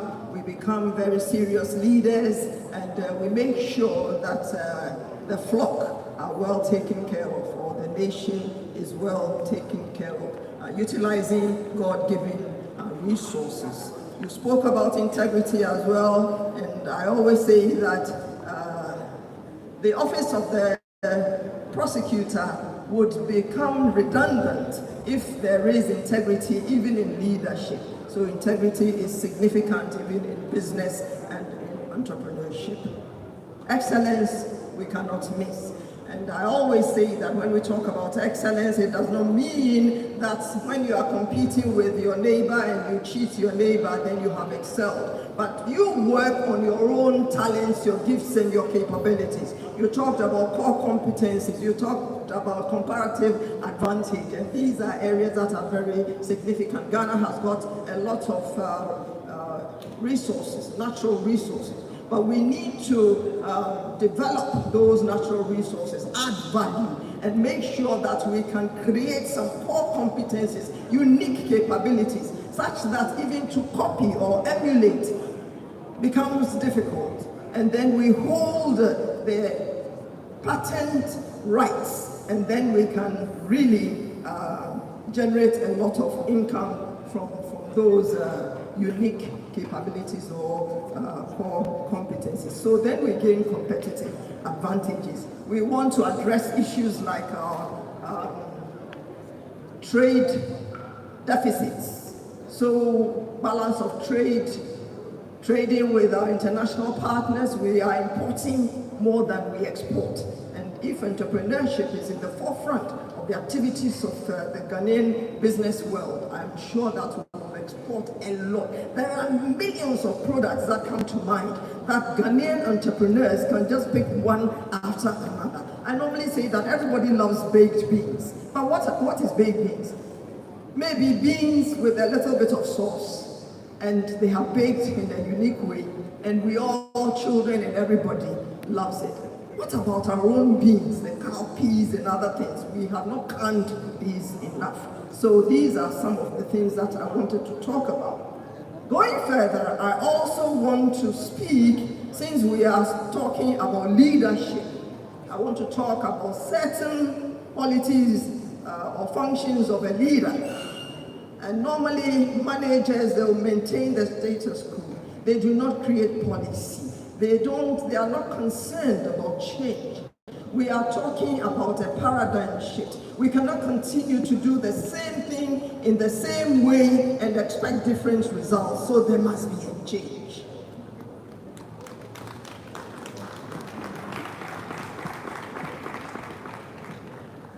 So I am saying here that when we are looking at leadership, leaders focus on the future And Honorable KennedyAgyapong has said that visionary leaders, looking deep into the future. And I always say that as we are Christians, I like going there a bit. Although the vision tarries, it will surely come. Just keep working at it.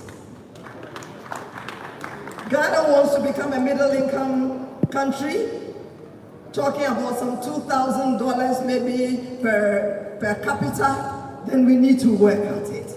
All hands on deck. The natural resources are there. The arable land is there.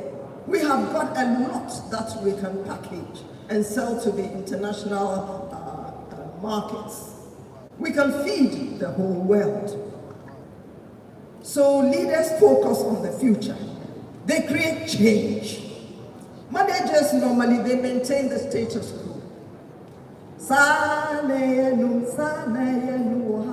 No.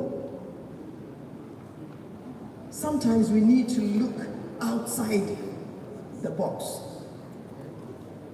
And change management is not easy when you want to introduce new things. So leaders in the making, be ready to navigate the waters when you introduce new things. Those who have been there in an institution before you joined will tell you that this is not the way we have been doing it all along. You cannot bring anything new. But be ready, as long as you know that the end point is admirable, then let change come. So I sometimes define vision. As leaders, we have to work as visionary leaders, futuristically. So I would say that vision is a future position, scenario, situation that is better, more admirable, more desirable, more beneficial than the situation that obtains at that point in time when the vision is being articulated. So as long as you look at your vision and your vision statement, look at the future. Is it better than today? Is it more admirable? Is it more desirable? It will improve the quality of life for your people. Nigeria alike. We've talked about a Nigerian in our midst. This university is an international university. So we've got foreigners in our midst. So when we talk, we include them as well. And then leaders, they cope with change, new frontiers and dynamism. We are not in a fixed situation in this world. It is dynamic. And we are operating in a very dynamic environment as business people and entrepreneurs. Sometimes the dynamism is so difficult to predict. And the environment is so complex. But yet, you have to survive and make a difference. Leaders, they initiate policy as well. So, Parliament is there. I didn't want to go there. But leaders, they initiate policy. So you create new policies, you implement with caution and ensure that the desired results are achieved. And then we can say that leaders also create culture and structure. Once you are introducing new dimensions of functioning, even in the business or even in the nation, you might realize that maybe new ministries will have to be established. New departments and new directorates might have to be established. So think outside the box, our young leaders.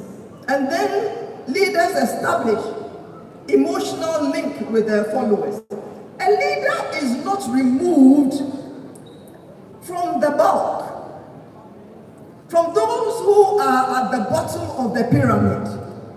Integrate. If you don't sit with them and you don't eat with them, how would you know their challenges and their problems? So that you gather day-to-day information which you use to improve the quality of life for those people. But if you do not eat with them, how would you know the challenges that they are facing? If you do not interact with them, how that they have got health problems. So there should be some emotional link with the followers. And I plead that our future leaders will do that. Then leaders, they use personal power as well. In other words, when you do your own SWOT analysis, what are your strengths, what are your weaknesses? And make sure that you leverage your strengths to the benefit of the group or your organization or the nation as a whole, while minimizing your weaknesses. And then there are opportunities there. Others have got certain skills. Leverage those skills as well. Synergy is important. Then 1 + 1 will be greater than 2. So it is important that as a leader, you leverage the strengths and the capabilities of others as well, and not operate as if you are in a silo and operating alone. And that is when you can bring about the change that is desired. So your personal power is derived from your interpersonal relations, your soft skills, your core values, your level of integrity, how you handle issues. Some leaders are task-oriented. They don't care whether you have broken your leg. They won't ask you that this morning, how are you feeling since yesterday when we had a program and you broke your leg? But personal power requires that you empathize as well. So let us do that. Against that background, I just want to say a big thank you to, first of all, I want to appreciate our organizers, the SRC, and then our team who have been here with us. But let's make sure that we raise transformational leaders. Let's make sure that entrepreneurship becomes a household system, an activity that every home would generate some kind of profitable business. Even the women, Proverbs chapter 31, reading from the verse 10 to 31, that you are an entrepreneur, you make sure you make profit out of your investments, you do not sleep, but you take some rest, those who don't get sick, and there is respect for the home. Let there be respect for Ghana as well. I thank you for your attention.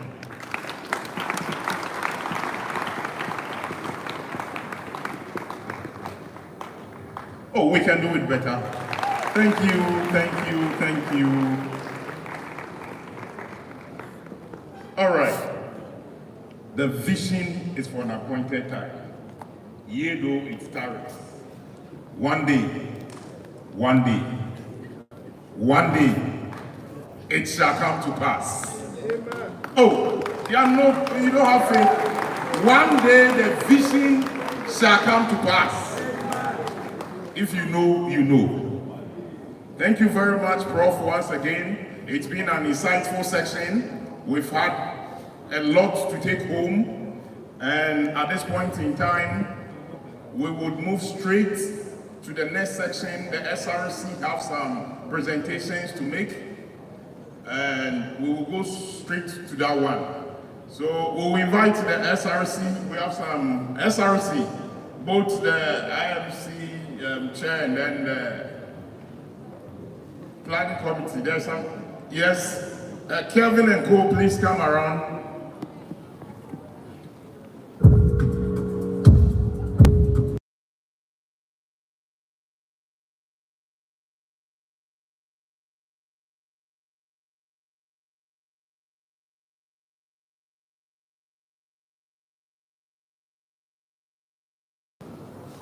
I think West. Okay, so Honorable Dr. Patricia Abina Kumoji joined us, CEO of Vaga International Foundation. Welcome, CEO. This introduction, it comes at a lot of expense. Thank you very much, CEO. Welcome. And then we have Solomon Entry, a businessman. Thank you very much for joining us over here for us to go. Yes, SRC, quickly. Please, you brought me some citations. Please, let's do that quickly. for our lecturers for today. Please, let's do that. And thank you very much, most especially our participants from Pram Senior High School. They came here very early and they've been here throughout. Thank you very much. And I know this day you will never forget it if you take everything that we've treated here seriously. Please, let's do it swiftly. Time is not on our side. Fast, please. Okay. All right, so Kevin, come. Yes. Okay, so hold on. What we are going to do is that there is a presentation to our mommy, Professor Aglet from the SRC, for these great lectures, and we would want to do it swiftly. SRC, can we do it? Mommy, shall we welcome our mommy, please? Appreciate mommy.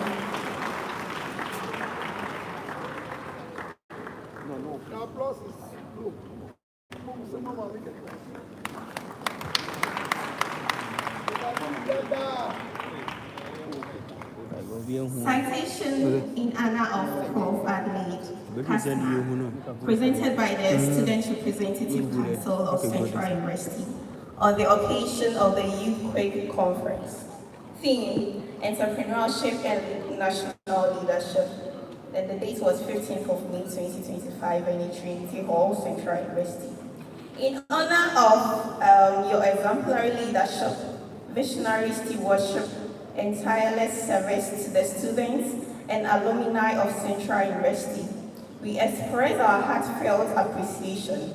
Your participation in the Youth Quake Conference 2025 as Dean of Students and Alumni affairs reflects your unwavering commitment to nurturing youth leadership, fostering innovation, and promoting a future of possibilities grounded in academic and personal excellence. We proudly present this citation to you, Prof. Adelaide Kastner, for your inspiring contribution to the development of students and consistent advocacy for leadership through education and mentorship. Thank you.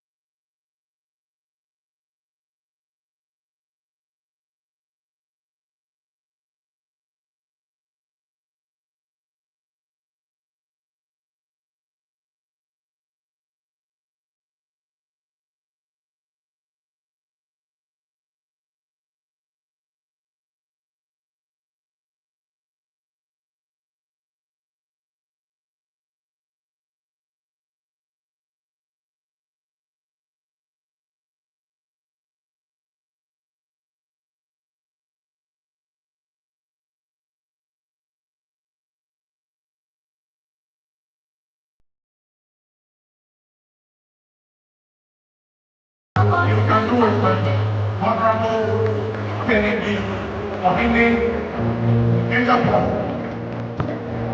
The vision is 100 times. Thank you very much.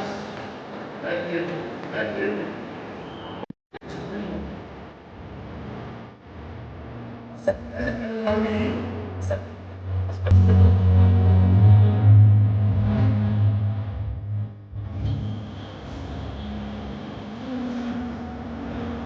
All right, let's do something. Let's do something straight away. Let's do something straight away.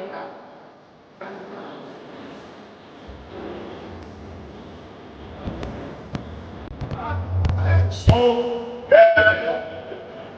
the SRC, the planning committee, and then this team will take it, then I will reduce the size.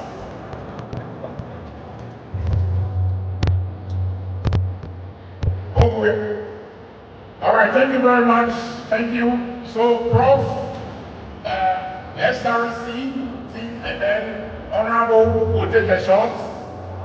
Please.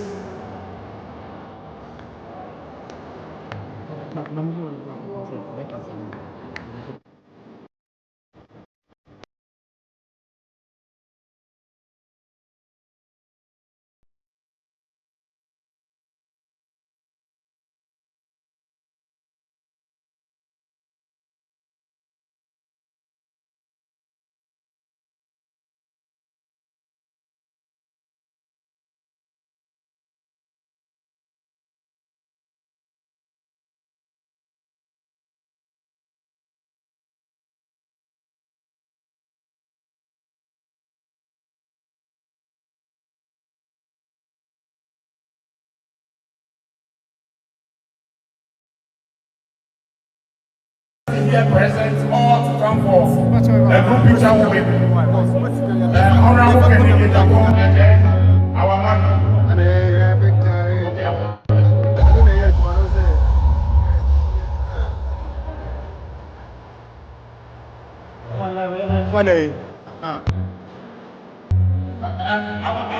Money can join them. Money, you can join.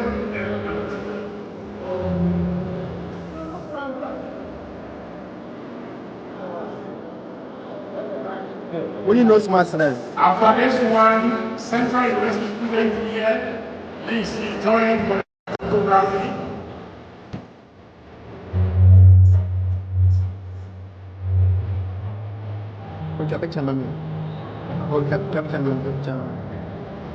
For example, that will always be I say ourselves. All right, thank you very much. Friends of Kennedy of Central University staff present, join them. Central University staff present, please join. See, as I'm talking to you, this is a photo shoot session. As I'm talking to you, that's a copyright photo shoot session. As an honorable and Just go. So this is a photo session plus the honorable and for the summit. This is a dance program.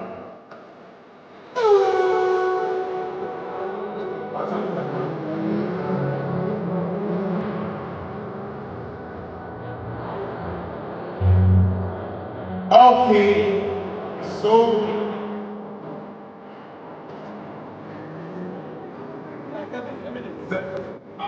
thank you very much, participants. All participants, please join them. All participants, after this one, friends of Honorable KennedyAgyapong from Nigo Program, led by CentralUniversity. After this one, friends of Honorable KennedyAgyapong.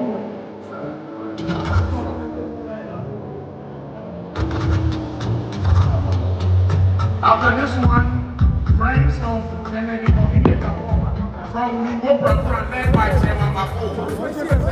120 executives all.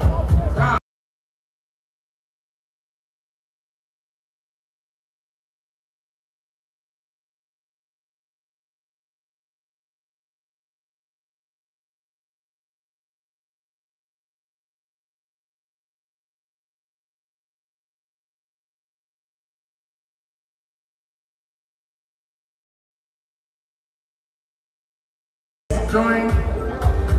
This is the Ningo Pram Constituency Executives.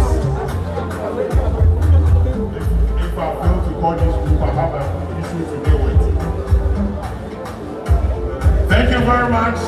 Please, participants that have not been called from different institutions, let's join Honorable quickly. After this one, then the organizers.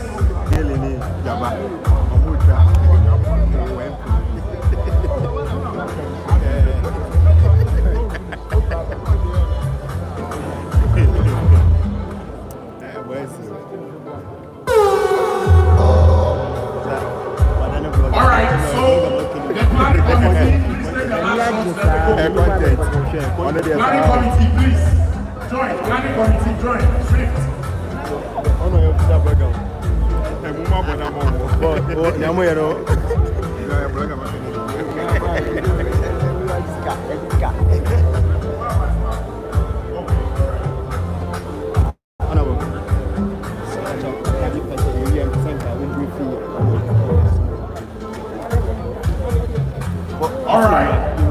All right, ladies and gentlemen.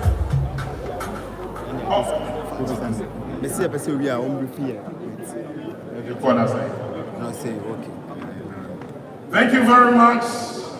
The vision is for an appointed time, even though it tarries. Okay, so this is a popular request. Time is fast spent, but Santa Clauses are pleading that they want to take a shot. So please, all Santa, please join. Santa. Oh, I'm going politics now, yeah. All right. So, we invite Annie to come and give us the vote of thanks. Annie Osei Apia. Where is she? We are far behind time. This program was streamed live at KennedyAgyapong on amistytv. We also stream live on amistytv. Yes. And thank you very much, the security services, and the greater thank you to the most high and the management of CentralUniversity College. Please, the vote of thanks.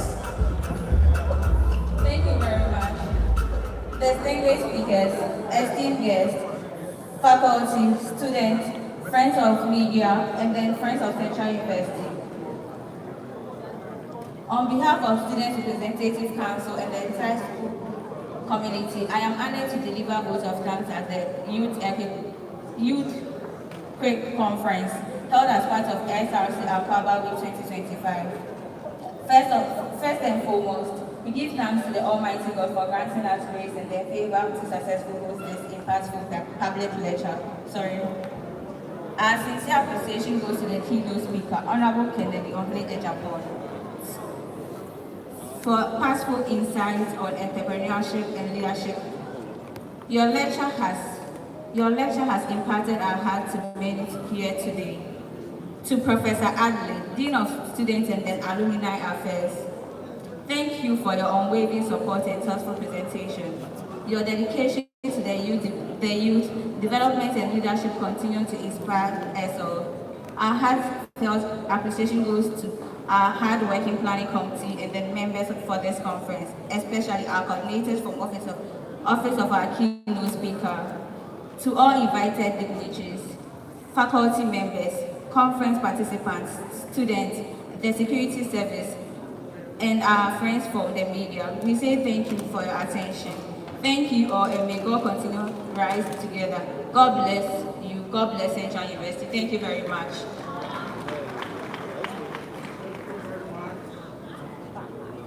God bless you. On this note, shall we rise on our feet? And once again, thank you very much, our keynote speaker, and then our mommy. Shall bow our heads. I'm the pastor. Our Most High God, we are grateful for how far you brought us. In your hands we commit. Even as we depart from here, let the lessons that have been learned be practicalized in our life.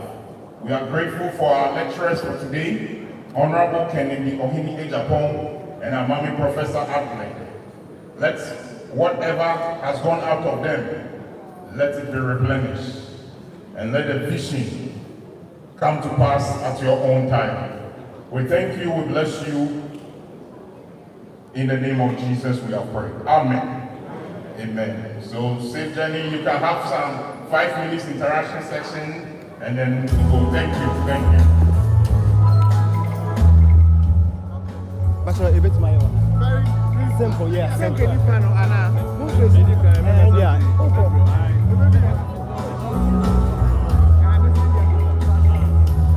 Ralph.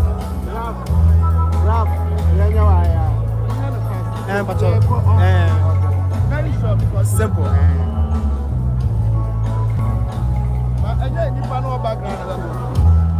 I said highlights here too much. I said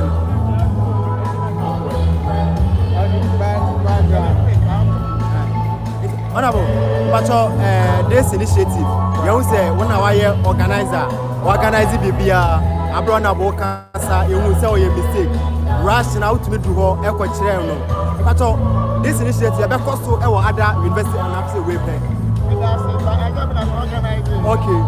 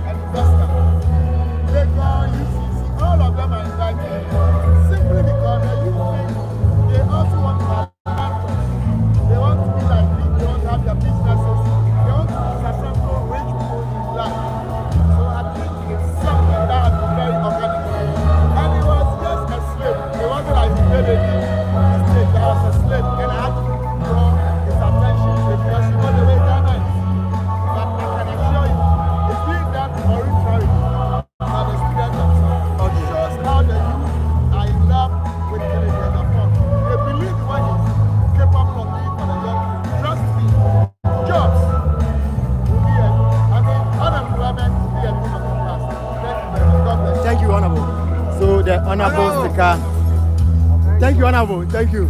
It's the Honorable sticker and our too many youths, you know. After trying to come on, watch us say, when you come quiet, Hankwa, you both say UCC so be Legon so be Omodie, other university, no me na beko, na Omayden, almost so the Omodie, Abba, into Honorable sticker and also then there, I come home, our address, media, no, any student, TBP, very nice, and Casamano can send there, Obiasuade. Omo na obi asua di yankasa a wo hwa anya adesua ketewa na obi asua nti ye expect say ebekọ enim akọ ada university so na omo akwakoye omo de e wo ho mo nti me no ka say the student no so eda so ha ye de obi biase mo a mo gina so since the one ye fi ase and see to me shooti ekodu 500 am I shoot to 600 kakra ye ko enim ye started this family and easy. But you go so equally. Honorable Agyapong Japan. You will see a lot of comments and then Nina EBPM ha. The Honorable Agyapong Japan. And on any drum no. Almost here. Almost set it off now. Almost so FE CentralUniversity. In Tosha. Yes, this is a very nice art. CentralUniversity auditorium. Honorable Agyapong Japan. So and then the drum it to me EBPM ha. Omono so this the SSC SRC executive members are almost to me EBP mu ewo ha and almost no omo wia omo eko omo enim timi no ka say dey Honorable Agyapong Japan ene ne doma EBP mu ha no awie a omo movie akọ omo enim enti me no ka say the Central University there yesu ade as me content creator as a youth no me mesu ade papa and there amama we say okay na I want my dream say me emrebia real estate there I me go into real estate simple kwa but there Honorable Agyapong Agyapong amama who say real estate there say wo kom na say obotomi ye if so nyanto boase na nka wo set other business bi wa side na nka den wo do hu akwakow room first if it's all sorry now we room our real estate business mo intende Honorable Agyapong Agyapong ama yesu ane ama yie ankasa ama youth na hu so okay eni ama bia if it's a youth no eye if it's a bia no intende you do be see ha Honorable Agyapong Agyapong ene ne team ena me no ka say the o mani kire Accra o movie akọ eye Accra yeso ye bae e betwa infoni dem o medin e de amistytv Amisty and Uncle for the friend between my friend amistytv aka the street master aka the street blogger aka measure it will be say so to me jina so I share since the one year fiase I was CentralUniversity nti ye be wie e wo ha thank you I say bye bye kill it nti me no ka say they are calling me to kill it the producer so ye end no kill it yes it's almost a killing no but that be omo yente me go for bite kakra me go for bite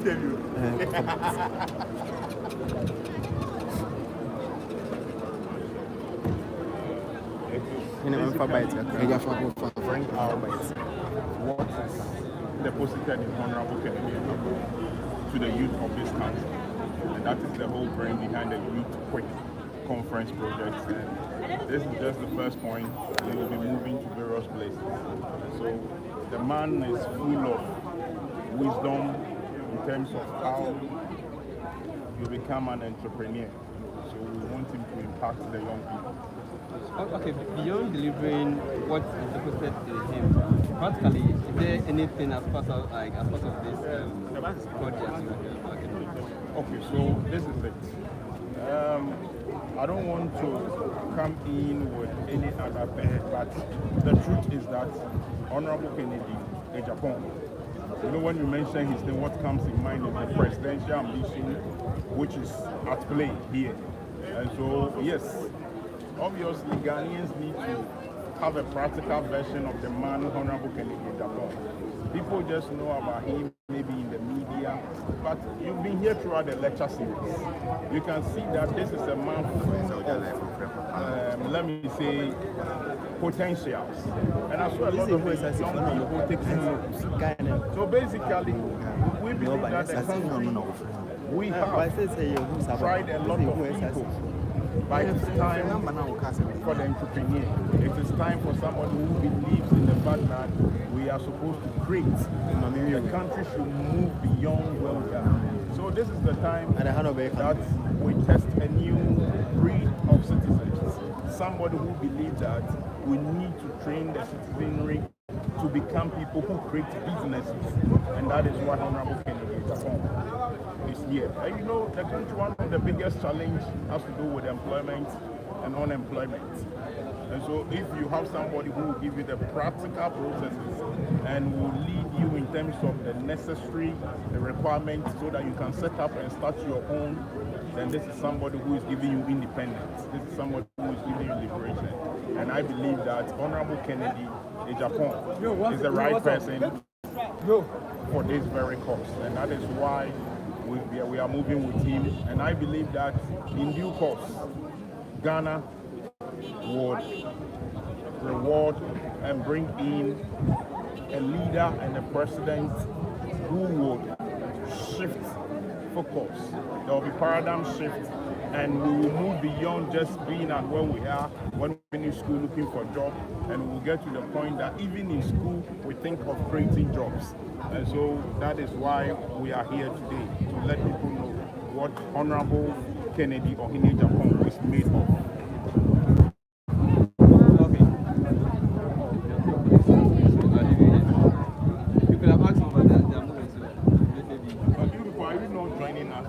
Because we were on a mess for 2 hours.